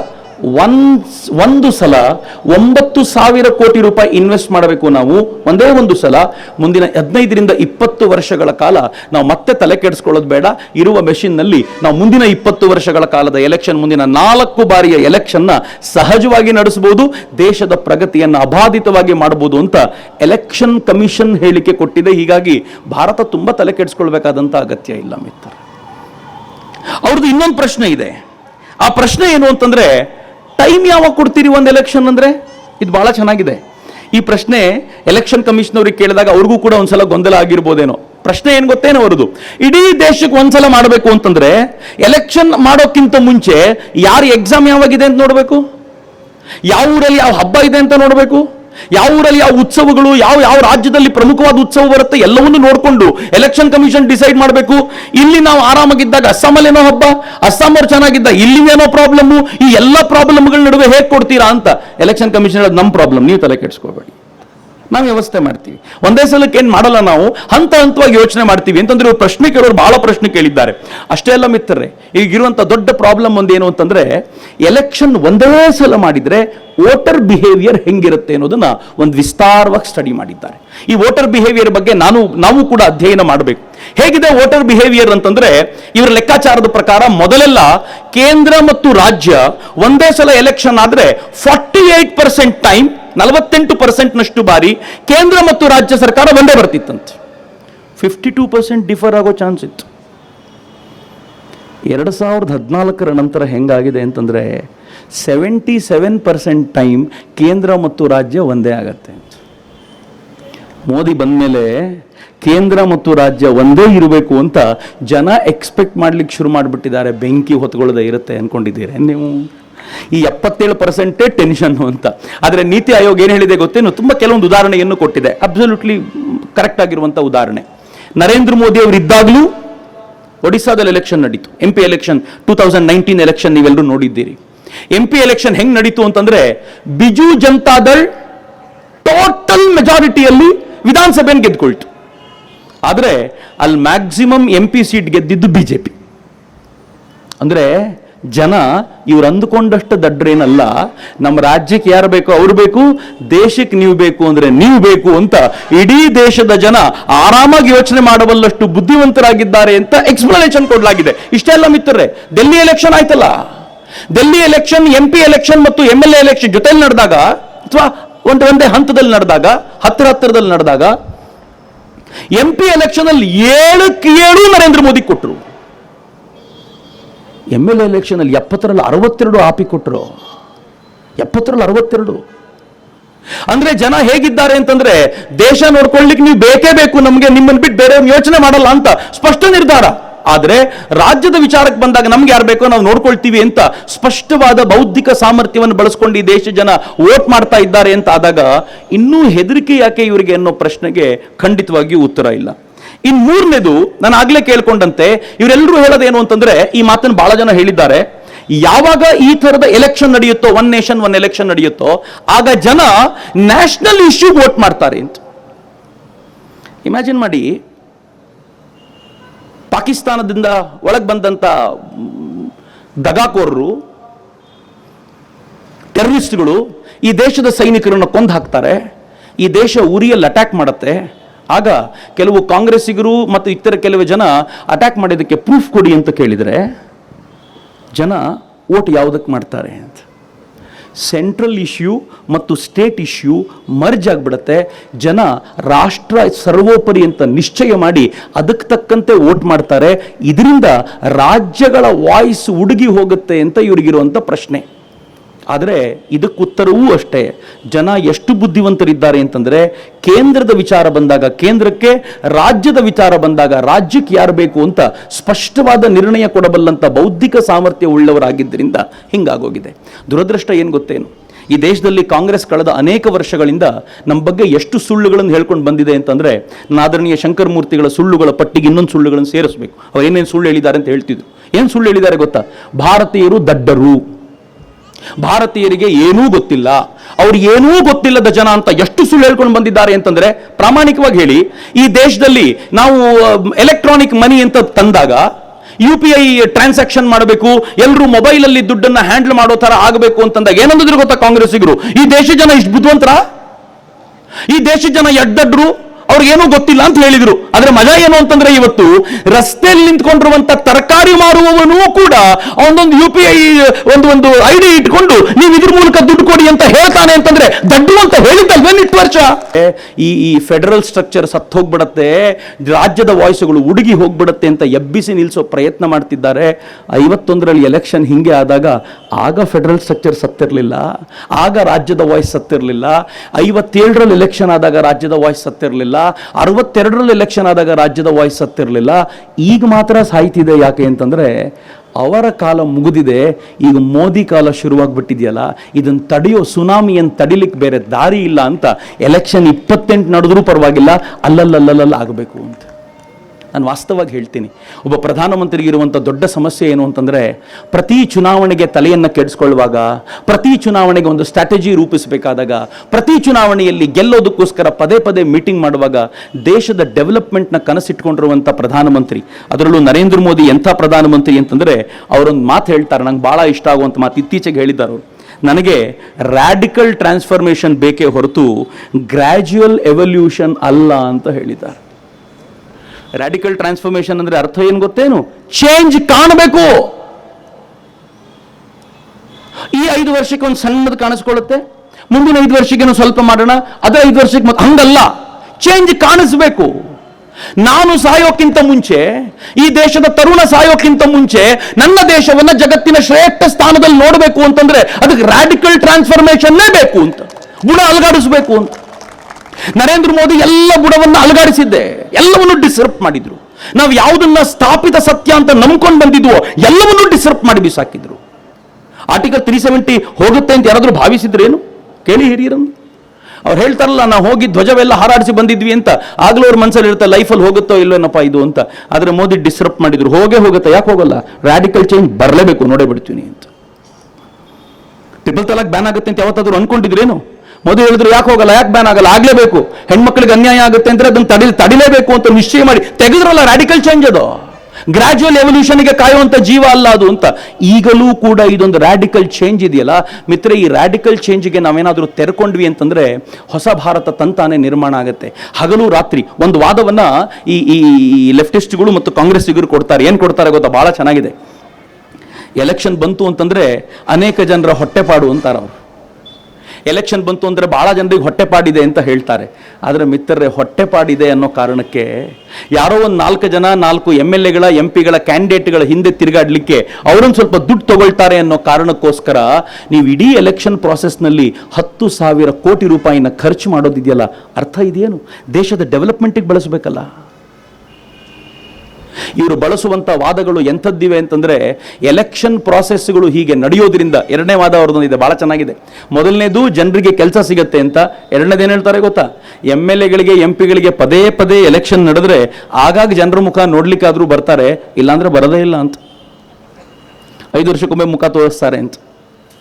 ಆದರೆ MLA ಮತ್ತು MP ಮಾಡ್ಕೊಂಡಿರೋದು ನಮಗೆ ಮುಖ ತೋರಿಸ್ಲಿ ಅಂತಲ್ಲ, ಪಾಲಿಸಿಯನ್ನು ಸಮರ್ಥವಾಗಿ ನಿರ್ಮಾಣ ಮಾಡಿ ನನ್ನ ಶಿವಮೊಗ್ಗನ ಕನಸಿನ ಶಿವಮೊಗ್ಗ ಮಾಡಬೇಕು, ಅದನ್ನೊಂದು ಶ್ರೇಷ್ಠ ಶಿವಮೊಗ್ಗ ಆಗಿ ಮಾಡಬೇಕು ಅನ್ನೋ ಕಾರಣಕ್ಕೋಸ್ಕರ MLA ಅವರು ಇರೋದು ನಮ್ಮ ಮದುವೆಗೆ ಬರಲಿ, ನಮ್ಮಲ್ಲಿ ಯಾರಾದ್ರೂ ತೀರ್ಕೊಂಡಾಗ ಬರಲಿ ಅಂತ ಅಲ್ಲ. ನಮ್ಗೆ ಯಾಕೋ ಅದು ಅರ್ಥನೇ ಆಗಲಿಲ್ಲ. ಯಾಕೆಂದ್ರೆ ಅವರು ಯಾಕೆ ಬರ್ತಾರೆ ಅಂತಂದ್ರೆ, ನಾವು ಇನ್ನು 3 ವರ್ಷಕ್ಕೆ ಇನ್ಯಾವುದೋ ಎಲೆಕ್ಷನ್ ಬಂದ್ರೆ ಮತ್ತೆ ಹೋಗ್ಬೇಕಲ್ಲ, ಇನ್ನು ಮುಖ ತೋರಿಸ್ಬೇಕಲ್ಲಪ್ಪ, ಈಗಲೇ ಒಂದು ತೋರಿಸ್ಬಿಡೋಣ ಅಂತ. ಯಾಕೆ MLA MPಗಳು ಮದುವೆಗೆ ಮುಂಜಿಗೆ ಇಷ್ಟು ಅಲ್ದಾಡ್ತಾರೆ ಅಂತಂದ್ರೆ ಇದೇ ಕಾರಣಕ್ಕೆ. ಯಾಕೆಂತಂದ್ರೆ ಪ್ರತಿ ಬಾರಿ ಎಲೆಕ್ಷನ್ ಬರುತ್ತೆ, 2 ವರ್ಷಕ್ಕೆ ಮತ್ತೆ ಎಲೆಕ್ಷನ್ ಬಂದಾಗ ಓಡಬೇಕಾಗುತ್ತೆ ಅಂತ. ಆದ್ರೆ 5 ವರ್ಷಕ್ಕೆ ಒಮ್ಮೆ ಮಾತ್ರ ಎಲೆಕ್ಷನ್ ಅನ್ನುವಂಥ ಪ್ರಜ್ಞಾವಂತಿಕೆ ಜನರಲ್ ಬಂತು ಅಂತಂದ್ರೆ, ಜನ ಅದನ್ನು ಸ್ವೀಕಾರ ಮಾಡ್ಲಿಕ್ಕೆ ಸಿದ್ಧರಾಯಿತು ಅಂತಂದ್ರೆ ಒಂದು ಹೊಸ ಅಲೆ ನಿರ್ಮಾಣವಾಗುತ್ತೆ ಅನ್ನೋ ಕಾರಣಕ್ಕೋಸ್ಕರವೇ ಈ ದೇಶ ಒನ್ ನೇಷನ್ ಒನ್ ಎಲೆಕ್ಷನ್ ನ ಚಿಂತನೆ ನಡೆಸ್ತಾ ಇದೆ. ಒನ್ ನೇಷನ್ ಒನ್ ಎಲೆಕ್ಷನ್ ಈ ದೇಶಕ್ಕೆ ಹಣದ ಉಳಿತಾಯ ಮಾಡುತ್ತೆ, ಈ ದೇಶಕ್ಕೆ ಸಮಯದ ಉಳಿತಾಯ ಮಾಡುತ್ತೆ, ಈ ದೇಶದ ಜನರ ಪ್ರಜ್ಞಾವಂತಿಕೆಯನ್ನು ಹೆಚ್ಚಿಸುತ್ತೆ. ಮಿತ್ರರೆ, ಇಡೀ ಜಗತ್ತು ಇದಕ್ಕೋಸ್ಕರ ಕಾಯ್ತಾ ಇರುವಾಗ ನಾವಿನ್ನೂ ಹಿಂದಡಿ ಇಡುವಂತಿಲ್ಲ. ಈಗ ಭಾರತಕ್ಕೆ ಆ ಥರದೊಂದು ಸಂದರ್ಭ ಬಂದಿರುವಾಗ ನಾವೆಲ್ಲರೂ ಸ್ಪಷ್ಟವಾಗಿ ಆಲೋಚನೆ ಮಾಡೋಣ. ನರೇಂದ್ರ ಮೋದಿ ಅಲ್ಲದೆ, ನಂಗೆ ಗೊತ್ತಿಲ್ಲ ಇದು ನಾನು ಹೇಳಿದ್ರೆ ನೀವು ಎಷ್ಟರ ಮಟ್ಟಿಗೆ ಸ್ವೀಕಾರ ಮಾಡ್ತೀರೋ, ನರೇಂದ್ರ ಮೋದಿ ಅಲ್ಲದೆ ಮತ್ತೊಬ್ಬ ಲೀಡರ್ ಈ ಥರದೊಂದು ನಿರ್ಣಯ ತೆಗೆದುಕೊಳ್ಳಲಿಕ್ಕೆ ಸಾಧ್ಯವೇ ಇಲ್ಲ ಅಂತ ಘಂಟಾಘೋಷವಾಗಿ ಹೇಳ್ಬೋದು ಅಂತ. ಗೊತ್ತಿಲ್ಲ ಯಾರಾದರೂ ಬರ್ತಾರೋ ಇಲ್ವೋ, ಆದರೆ ಈ ಕ್ಷಣಕ್ಕೆ ಅನ್ಸುತ್ತೆ. ಎಕ್ಸಾಜುರೇಷನ್ ಅನ್ಸಿದ್ರು ನೀವು ಒಪ್ಪಿಕೊಳ್ಳೇಬೇಕಾಗಿರುವಂಥ ಒಂದು ಸಂಗತಿ ಹೇಳ್ತೀರಿ ಮಿತ್ರರೇ. ಯಾರ್ಯಾರನ್ನ ಈ ದೇಶ ಕಂಡಂತ ಶ್ರೇಷ್ಠ ರಾಜ ಅಂತ ನೀವು ಭಾವಿಸ್ತಿದ್ರೋ, ನಿಸ್ಸಂಶಯವಾಗಿ ಆ ಸಾಲಿಗೆ ನರೇಂದ್ರ ಮೋದಿಯವರನ್ನು ಇತಿಹಾಸ ಸೇರಿಸುತ್ತೆ. ಯಾಕೆ ಅಂದರೆ, ಯಾವ ಭಾರತವನ್ನ ಒಂದು ಕೆಳಗೆ ಬಿದ್ದಿರುವ ಹಂತದಿಂದ ಮೇಲೆತ್ತಲಿಕ್ಕೆ ಸಾಧ್ಯವೇ ಇಲ್ಲ ಅಂತ ಅನ್ಕೊಂಡಿದ್ರು, ಈ ದೇಶದ ಪ್ರಧಾನಮಂತ್ರಿ ಅದನ್ನು ಮೇಲಕ್ಕೆ ಎತ್ತಿದಾರ್ರೀ. ಭಾರತಕ್ಕೆ ಸಮಸ್ಯೆಗಳಿಲ್ಲ ಅಂತ ತಿಳ್ಕೊಳ್ಬೇಡಿ. ಇವತ್ತಿನ ಭಾರತಕ್ಕೆ ಎಂಥ ಸಮಸ್ಯೆ ಇದೆ ಅಂತಂದ್ರೆ, ಆರ್ಥಿಕವಾಗಿ ಭಾರತ ಕುಸಿದು ಹೋಗಿದೆ, ಒದ್ದಾಡ್ತಾ ಇದ್ದೀವಿ. ಆದರೆ ಜಗತ್ತೇನು ಹೇಳುತ್ತೆ ಗೊತ್ತಾ, ಈ ಕುಸಿತದಿಂದಲೂ ಮೇಲೇಳುವಂತ ಸಾಮರ್ಥ್ಯ ಇರೋದು ಭಾರತಕ್ಕೆ ಅಂತ ನೋಡಿದ್ರೆ ಗೊತ್ತಾಗುತ್ತೆ ಅಂತ ಇಡೀ ಜಗತ್ತು ನಮ್ಮ ಪರವಾಗಿ ಮಾತನಾಡುತ್ತೆ. ಕುಸಿದು ಹೋದ ಸಂದರ್ಭದಲ್ಲೇ ಈ ದೇಶ ವ್ಯಾಕ್ಸಿನ್ಗಳನ್ನು ನಿರ್ಮಾಣ ಮಾಡುತ್ತೆ. ಜಗತ್ತಿನ ಬೇರೆ ರಾಷ್ಟ್ರಗಳು ವ್ಯಾಕ್ಸಿನ್ ನಿರ್ಮಾಣ ಮಾಡಿ ಏನು ಹಂಚುತ್ತೋ ಅದಕ್ಕಿಂತ ಹೆಚ್ಚು ಪ್ರಭಾವಿಯಾಗಿ ಭಾರತ ವ್ಯಾಕ್ಸಿನ್ ಮೈತ್ರಿಯ ಮೂಲಕ ಜಗತ್ತನ್ನು ರೀಚ್ ಮಾಡುತ್ತೆ. ಜಗತ್ತಿನ 90ಕ್ಕೂ ಹೆಚ್ಚು ರಾಷ್ಟ್ರಗಳಿಗೆ ವ್ಯಾಕ್ಸಿನ್ ಕಳಿಸ್ಕೊಡ್ತೀವಿ. ವ್ಯಾಕ್ಸಿನ್ ಕಳಿಸ್ಕೊಡುವಾಗ ಸುಮ್ಮನೆ ಕಳಿಸ್ಕೊಡಲ್ಲ, ಅದ್ರ ಬಾಕ್ಸ್ ಮೇಲೆ ಸರ್ವೇ ಸಂತು ನಿರಾಮಯ ಅಂತ ಬರೆದು ಕಳಿಸ್ತೀವಿ, ಎಲ್ಲರೂ ಆರೋಗ್ಯವಂತರಾಗಿರ್ಲಪ್ಪ ಅಂತ ಹೇಳಿ ಕಳಿಸ್ತೀವಿ. 20ಕ್ಕೂ ಹೆಚ್ಚು ರಾಷ್ಟ್ರಗಳಿಗೆ ಫ್ರೀ ವ್ಯಾಕ್ಸಿನ್ ಕಳಿಸ್ತೀವಿ. ಫ್ರೀ ವ್ಯಾಕ್ಸಿನ್ ಯಾಕೆ ಕಳಿಸ್ತೀವಿ ಗೊತ್ತಾ? ಅವ್ರಿಗೆ ನಮ್ಗೆ ವ್ಯಾಕ್ಸಿನ್ ಕೊಂಡ್ಕೊಳ್ಳಿಕ್ಕೆ ಹಣ ಇಲ್ಲ ಅಂತಂದಾಗ ಭಾರತ ಹೇಳುತ್ತೆ, ತಲೆ ಕೆಡಿಸ್ಕೊಳ್ಬೇಡಿ, ನಿಮ್ಮ ಜನರ ಆರೋಗ್ಯವೂ ಕೂಡ ನಮಗೆ ಮುಖ್ಯ, ಕಳಿಸ್ಕೊಡ್ತೀವಿ ಅಂತ ಪ್ರೀತಿಯಿಂದ ಕಳಿಸ್ಕೊಡ್ತೀವಲ್ಲ. ಮಿತ್ರರೆ, ಚಪ್ಪಾಳೆ ಹೊಡೆಯೋದು ನೋಡುವಾಗ ನಂಗೆ ಆಶ್ಚರ್ಯ ಅನ್ಸುತ್ತೆ. ಕಸ ಬಿದ್ದಿದ್ರು ದುಡ್ಡು ಮಾಡ್ಕೊ ಅಂತ ಹೇಳೋ ಕಾಲಕ್ಕೆ ವ್ಯಾಕ್ಸಿನ್ ಅನ್ನ ಫ್ರೀಯಾಗಿ ಹಂಚಿದ್ರೆ ಚಪ್ಪಾಳೆ ತಟ್ತೀವಲ್ಲ, ಅದಕ್ಕೆ ನಮಗೆ ಲೀಡರ್ ನರೇಂದ್ರ ಮೋದಿ ಅಂತ. ಇಲ್ಲದ್ರು ಸುಮ್ಮನೆ ಅಲ್ಲ. ವ್ಯಾಕ್ಸಿನ್ ಫ್ರೀಯಾಗಿ ಯಾಕ್ರಿ ಕೊಟ್ರಿ? ದುಡ್ಡಿಗೆ ಮಾರಿದ್ರೆ ದೇಶಕ್ಕೆ ಆದಾಯವಾಗ್ತಿತ್ತಲ್ಲ. ನಮ್ಮಲ್ಲಿ ಯಾರೂ ಕೇಳಲಿಲ್ಲ, ಇದುವರೆಗೂ ಯಾರೂ ಪ್ರಶ್ನೆ ಮಾಡಲಿಲ್ಲ. ಎಲ್ಲರೂ ಹೇಳ್ತಾರೆ, ಹೌದು ಎಲ್ಲರ ಆರೋಗ್ಯ ನಮಗೂ ಅಷ್ಟೇ ಇಂಪಾರ್ಟೆಂಟ್ ಅಂತ ಪ್ರೀತಿಯಿಂದ ಹೇಳ್ತಾರಲ್ಲ. ದೇಶವನ್ನ ಈ ಸ್ಥಿತಿಗೆ ತಂದು ನಿಲ್ಲಿಸುವಾಗ ಅವ್ರಿಗೊಂದು ಕನಸಿದೆ. ಅದು ಕನಸು ಏನು ಅಂತಂದ್ರೆ, ಈ ದೇಶದ ಮೇಲೆ ಆಗ್ತಾ ಇರುವಂತ ಈ ಹೊರೆಯನ್ನು ಕಡಿಮೆ ಮಾಡಿ ಈ ದೇಶವನ್ನು ಒಂದು ಸುಂದರ ಭಾರತವಾಗಿ ನಿರ್ಮಾಣ ಮಾಡಬೇಕು ಎನ್ನುವಂತ ಕಲ್ಪನೆಯನ್ನು ಕಟ್ಕೊಂಡು ಹೊರಟಿದ್ದಾರೆ. ಹಾಗಂತ ಅವರು ತಾವು ಈ ಹಿಂದೆ ಎಲ್ಲರೂ ಹೇರಿದಂತೆ, ತಮ್ಮ ಆಲೋಚನೆಗಳನ್ನು ಹೇರಿದಂತೆ ಈ ದೇಶದ ಮೇಲೆ ಇದನ್ನು ಹೇರ್ತಾ ಇಲ್ಲ. ಎಲ್ಲರನ್ನೂ ಕೇಳ್ಕೊಂಡಿದ್ದಾರೆ, ಚರ್ಚೆ ಮಾಡಿ, ನಿಮಗೂ ಹೊಸ ಐಡಿಯಾಸ್ ಬಂದರೆ, ಇದಕ್ಕಿಂತಲೂ ಒಳ್ಳೆ ಐಡಿಯಾ ಬಂದರೆ ಕೊಡಿ, ಒಟ್ಟಲ್ಲಿ ದೇಶದ ಒಳಿತಿಗೋಸ್ಕರ ಮುಲಾಜಿಲ್ಲದೆ ಈ ಕೆಲಸವನ್ನು ಮಾಡೋಣ ಅಂತ. ಯಾವಾಗ ಈ ವಿಚಾರವನ್ನು ತೆಗೆದುಕೊಂಡು ಹೋಗ್ತೀವಲ್ಲ, ಇಲ್ಲಿ ಬಂದಿರೋ ಪ್ರತಿಯೊಬ್ಬರಲ್ಲೂ ನಾನು ಕೇಳ್ಕೊಳ್ತೀನಿ, ನೀವೊಂದು ಪಕ್ಷದ ಸದಸ್ಯರಾಗಿದ್ದರೆ ಅಥವಾ ನೀವು ಸಾರ್ವಜನಿಕವಾಗಿ ನಿಮ್ಮದೇ ಅದೊಂದು ವ್ಯಾಪ್ತಿ ಇದ್ರೆ, ದಯಮಾಡಿ ಇದನ್ನು ವ್ಯಾಪಕವಾಗಿ ಚರ್ಚೆಗೆ ತನ್ನಿ. ಈ ಚರ್ಚೆ ಹೇಗೆ ನಡಿಬೇಕು ಅಂತಂದ್ರೆ, ಇಡೀ ರಾಜ್ಯದಲ್ಲಿ, ಇಡೀ ದೇಶದಲ್ಲಿ ಇದರ ಚರ್ಚೆ ನಡೀತಾ ಜನರ ಚಿಂತನೆ ವಿಚಾರಗಳು ಒಂದು ಕಡೆ ಕ್ರೋಢೀಕರಣಗೊಂಡು ಒನ್ ಫೈನಲ್ ಡೇ ಈ ದೇಶವನ್ನ ಕಟ್ಟಲಿಕ್ಕೆ ಒನ್ ನೇಷನ್ ಒನ್ ಎಲೆಕ್ಷನ್ ಮೂಲಕ ನಾವು ಸಾಧ್ಯ ಆಗ್ಬೋದು ಅಂತ ಭಾವಿಸೋಣ. 2 ವಿಶೇಷವಾದ ಪ್ರಾವಿಷನ್ಸ್ ಅನ್ನ ಇತ್ತೀಚೆಗೊಬ್ರು ಹೇಳ್ತಿದ್ರು. ಮೊದಲನೇದು ಫಿಕ್ಸ್ಡ್ ಟರ್ಮ್. ಒಂದು ವಿಧಾನಸಭೆಗೋ ಒಂದು ಸಂಸತ್ತಿಗೋ ಫಿಕ್ಸ್ಡ್ ಟರ್ಮ್ ಕೊಡಬೇಕು, 5 ವರ್ಷ. ಈ 5 ವರ್ಷದಲ್ಲಿ ಬಹಳ ಚೆನ್ನಾಗಿದೆ, ಈ ಮಾತನ್ನು ಕೇಳಿ. ಜರ್ಮನಿಯಲ್ಲಿದೆ ಅಂತ ಯಾರೋ ಇತ್ತೀಚೆಗೆ ಹೇಳ್ತಿದ್ರು ನನಗೆ. ಜರ್ಮನಿಯಲ್ಲಿ ಹೆಂಗಿದೆ ಅಂತಂದ್ರೆ, ಯಾರಾದ್ರೂ ನೋ ಕಾನ್ಫಿಡೆನ್ಸ್ ಮೋಷನ್ ತಗೊಂಡ್ಬಂದ್ರೆ, ಉದಾಹರಣೆಗೆ ನರೇಂದ್ರ ಮೋದಿ ಅವರ ಮೇಲೋ ರಾಜ್ಯದ ಮುಖ್ಯಮಂತ್ರಿಯವರ ಮೇಲೋ ನಮಗೆ ವಿಶ್ವಾಸ ಇಲ್ಲ, ಹೀಗಾಗಿ ಅವಿಶ್ವಾಸ ಗೊತ್ತುವಳಿನ ಮಂಡಿಸ್ತೀವಿ ಅಂತೇಳಿ ಎಲ್ಲರೂ ವೋಟ್ ಮಾಡ್ತಾರಲ್ಲ, ಅದರ ಜೊತೆಗೆ ಕಾನ್ಫಿಡೆನ್ಸ್ ಮೋಷನ್ನೂ ತರಬೇಕು. ನಿಮ್ಗೆ ಅವ್ರ ಮೇಲೆ ವಿಶ್ವಾಸ ಇಲ್ಲ ತಾನೆ, ಇನ್ಯಾರ ಮೇಲೆ ವಿಶ್ವಾಸ ಇದೆಯೋ ತೋರಿಸಿ, ಅವ್ರಿಗೆ ಓಟ್ ಇದೆಯಾ ಅಂತ ಪ್ರೂವ್ ಮಾಡಿ, ಇಲ್ಲ ಅಂದ್ರೆ ಅವರೇ ಕಂಟಿನ್ಯೂ ಆಗ್ತಾರೆ, 5 ವರ್ಷ ಅವರೇ ಮುಗಿಸ್ತಾರೆ ಅಂತ ಕಾನ್ಫಿಡೆನ್ಸ್ ಮೋಷನ್ ತರಬೇಕು ಅಂತ. ಒಂದು ಸಣ್ಣ ಕಾನ್ಸ್ಟಿಟ್ಯೂಷನಲ್ ಅಮೆಂಡ್ಮೆಂಟ್ ಆಗಬೇಕು, ಸರಿಯಾಗಿದೆ. ಆ ಕಾನ್ಫಿಡೆನ್ಸ್ ಮೋಷನ್ ತರದೇ ಹೋಗಿದ್ರ ಪರಿಣಾಮವೇ ನಮಗೆ ಅವಿಶ್ವಾಸ ಗೊತ್ತುವಳಿ ಅಂತ ಮಾತನಾಡಿದ್ವಲ್ಲ, ಅಟಲ್ ಜಿಯನ್ನ ಒಂದು ವೋಟಿಂದ ನಾವು ಕಳ್ಕೊಂಡ್ವಲ್ಲ, ಅದನ್ನ ಬಿಟ್ರೆ ಇನ್ಯಾರಿಗೆ ಆಗ್ತಿತ್ತು ಅಂತ ಗೊತ್ತಿರಲಿಲ್ಲ. ಆದ್ರೆ ಅಟಲ್ ಜಿನ ಒಂದು ವೋಟಿಂದ ನಾವು ಕಳ್ಕೊಂಡಿದ್ದಂತ ಆ ಪ್ರಕ್ರಿಯೆ ಇವತ್ತಿಗೂ ನೆನಪಾಗುತ್ತಲ್ಲ, ಕಾರಣ ಇದು ಅಂತ. ಆದ್ರೆ ಕಾನ್ಫಿಡೆನ್ಸ್ ಮೋಷನ್ ನ ವಿಚಾರವನ್ನೇನಾದ್ರೂ ತಗೊಂಡ್ ಬರ್ಲಿಕ್ಕೆ ಸಾಧ್ಯ ಆದ್ರೆ ನಿಜವಾಗ್ಲೂ ಬದಲಾವಣೆ ತರಬಹುದು. ಎಷ್ಟು ಐಡಿಯಾಸ್ ಈ ತರದ್ ಬರ್ತಿದೆ ಮಿತ್ರ, ಈ ತರದ ಐಡಿಯಾಸ್ಗಳನ್ನು ತಂದು ಈ ಇಡೀ ಪ್ರಕ್ರಿಯೆಯನ್ನ ಸ್ವಲ್ಪ ಸ್ಟ್ರಾಂಗ್ ಮಾಡಲಿಕ್ಕೆ ಪ್ರಯತ್ನ ಪಡೋಣ. ಆ ಪ್ರಯತ್ನ ಮಾಡುವ ಮೂಲಕ ನಾವೇನ್ ರಾಷ್ಟ್ರವನ್ನು ಕಟ್ತೀವಿ, ಗಟ್ಟಿಗೊಳಿಸ್ತೀವಿ, ಅದು ಇಡೀ ಭಾರತವನ್ನು ನಿರ್ಮಾಣ ಮಾಡುತ್ತೆ ಎನ್ನುವಂತ ವಿಶ್ವಾಸ ನಮ್ಗೆಲ್ರಿಗೂ ಇದೆ. ಆ ಪ್ರಯತ್ನವನ್ನು ನಾವೆಲ್ಲರೂ ಮಾಡೋಣ.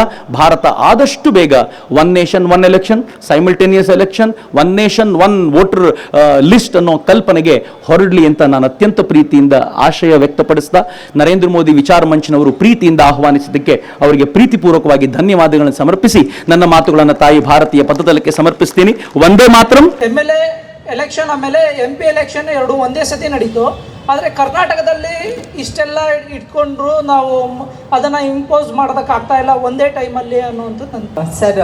ನಮ್ಮ ದೇಶದಲ್ಲಿ ಅಪವಿತ್ರ ಮೈತ್ರಿ ಬಹಳ ಪ್ರಾಮುಖ್ಯತೆ ಪಡೆದಿದೆ. ಈ ಒಂದು ದೇಶ ಒಂದು ಚುನಾವಣೆಯಿಂದ ಈ ಅಪವಿತ್ರ ಮೈತ್ರಿಗೆ ಹೆಚ್ಚಿನ ಪ್ರಾಧಾನ್ಯತೆ ಸಿಗಬಹುದಾ ಅನ್ನುವ ಒಂದು ಅನುಮಾನ. ನಿಷೇಧ ಕಾಯ್ದೆ ಅಂತ ತಂದಿದ್ರಿಂದ ಈಗ ನಿಂತೋಗಿದೆ. ಅದೇನಾದ್ರೂ ತರದೇ ಹೋಗಿದ್ದಿದ್ರೆ ಇನ್ನೂ ನಡೆದಿರೋದು ಇದು. ಯಾವ ಪಾರ್ಟಿ ಯಾವಾಗ ಉರುಳೋಗುತ್ತೋ ಹೇಳಲಿಕ್ಕೆ ಬರದೇ ಇರುವಂಥ ಪರಿಸ್ಥಿತಿ ಇತ್ತು. ಅದೆಲ್ಲ ಬಂದಮೇಲೆ ಸ್ವಲ್ಪ ಶಾಂತವಾಗಿದೆ. ಆದರೆ ಆಗೇನಾಗುತ್ತೆ, ಫಿಕ್ಸ್ಡ್ ಟರ್ಮನ್ನು ಘೋಷಣೆ ಮಾಡಿದರೆ 2015ರಿಂದ 2020 ಒಂದು ಅವಧಿ, 2020ರಿಂದ 2025 ಮತ್ತೊಂದು ಅವಧಿ ಅಂತೇನಾದರೂ ಫಿಕ್ಸ್ಡ್ ಟರ್ಮನ್ನು ಘೋಷಣೆ ಮಾಡಲಿಕ್ಕೆ ಸಾಧ್ಯ ಆದರೆ ನೀವು ಕಳ್ಕೊಂಡವರು ಕಳ್ಕೊಳ್ತೀರಾ ಅಷ್ಟೇ.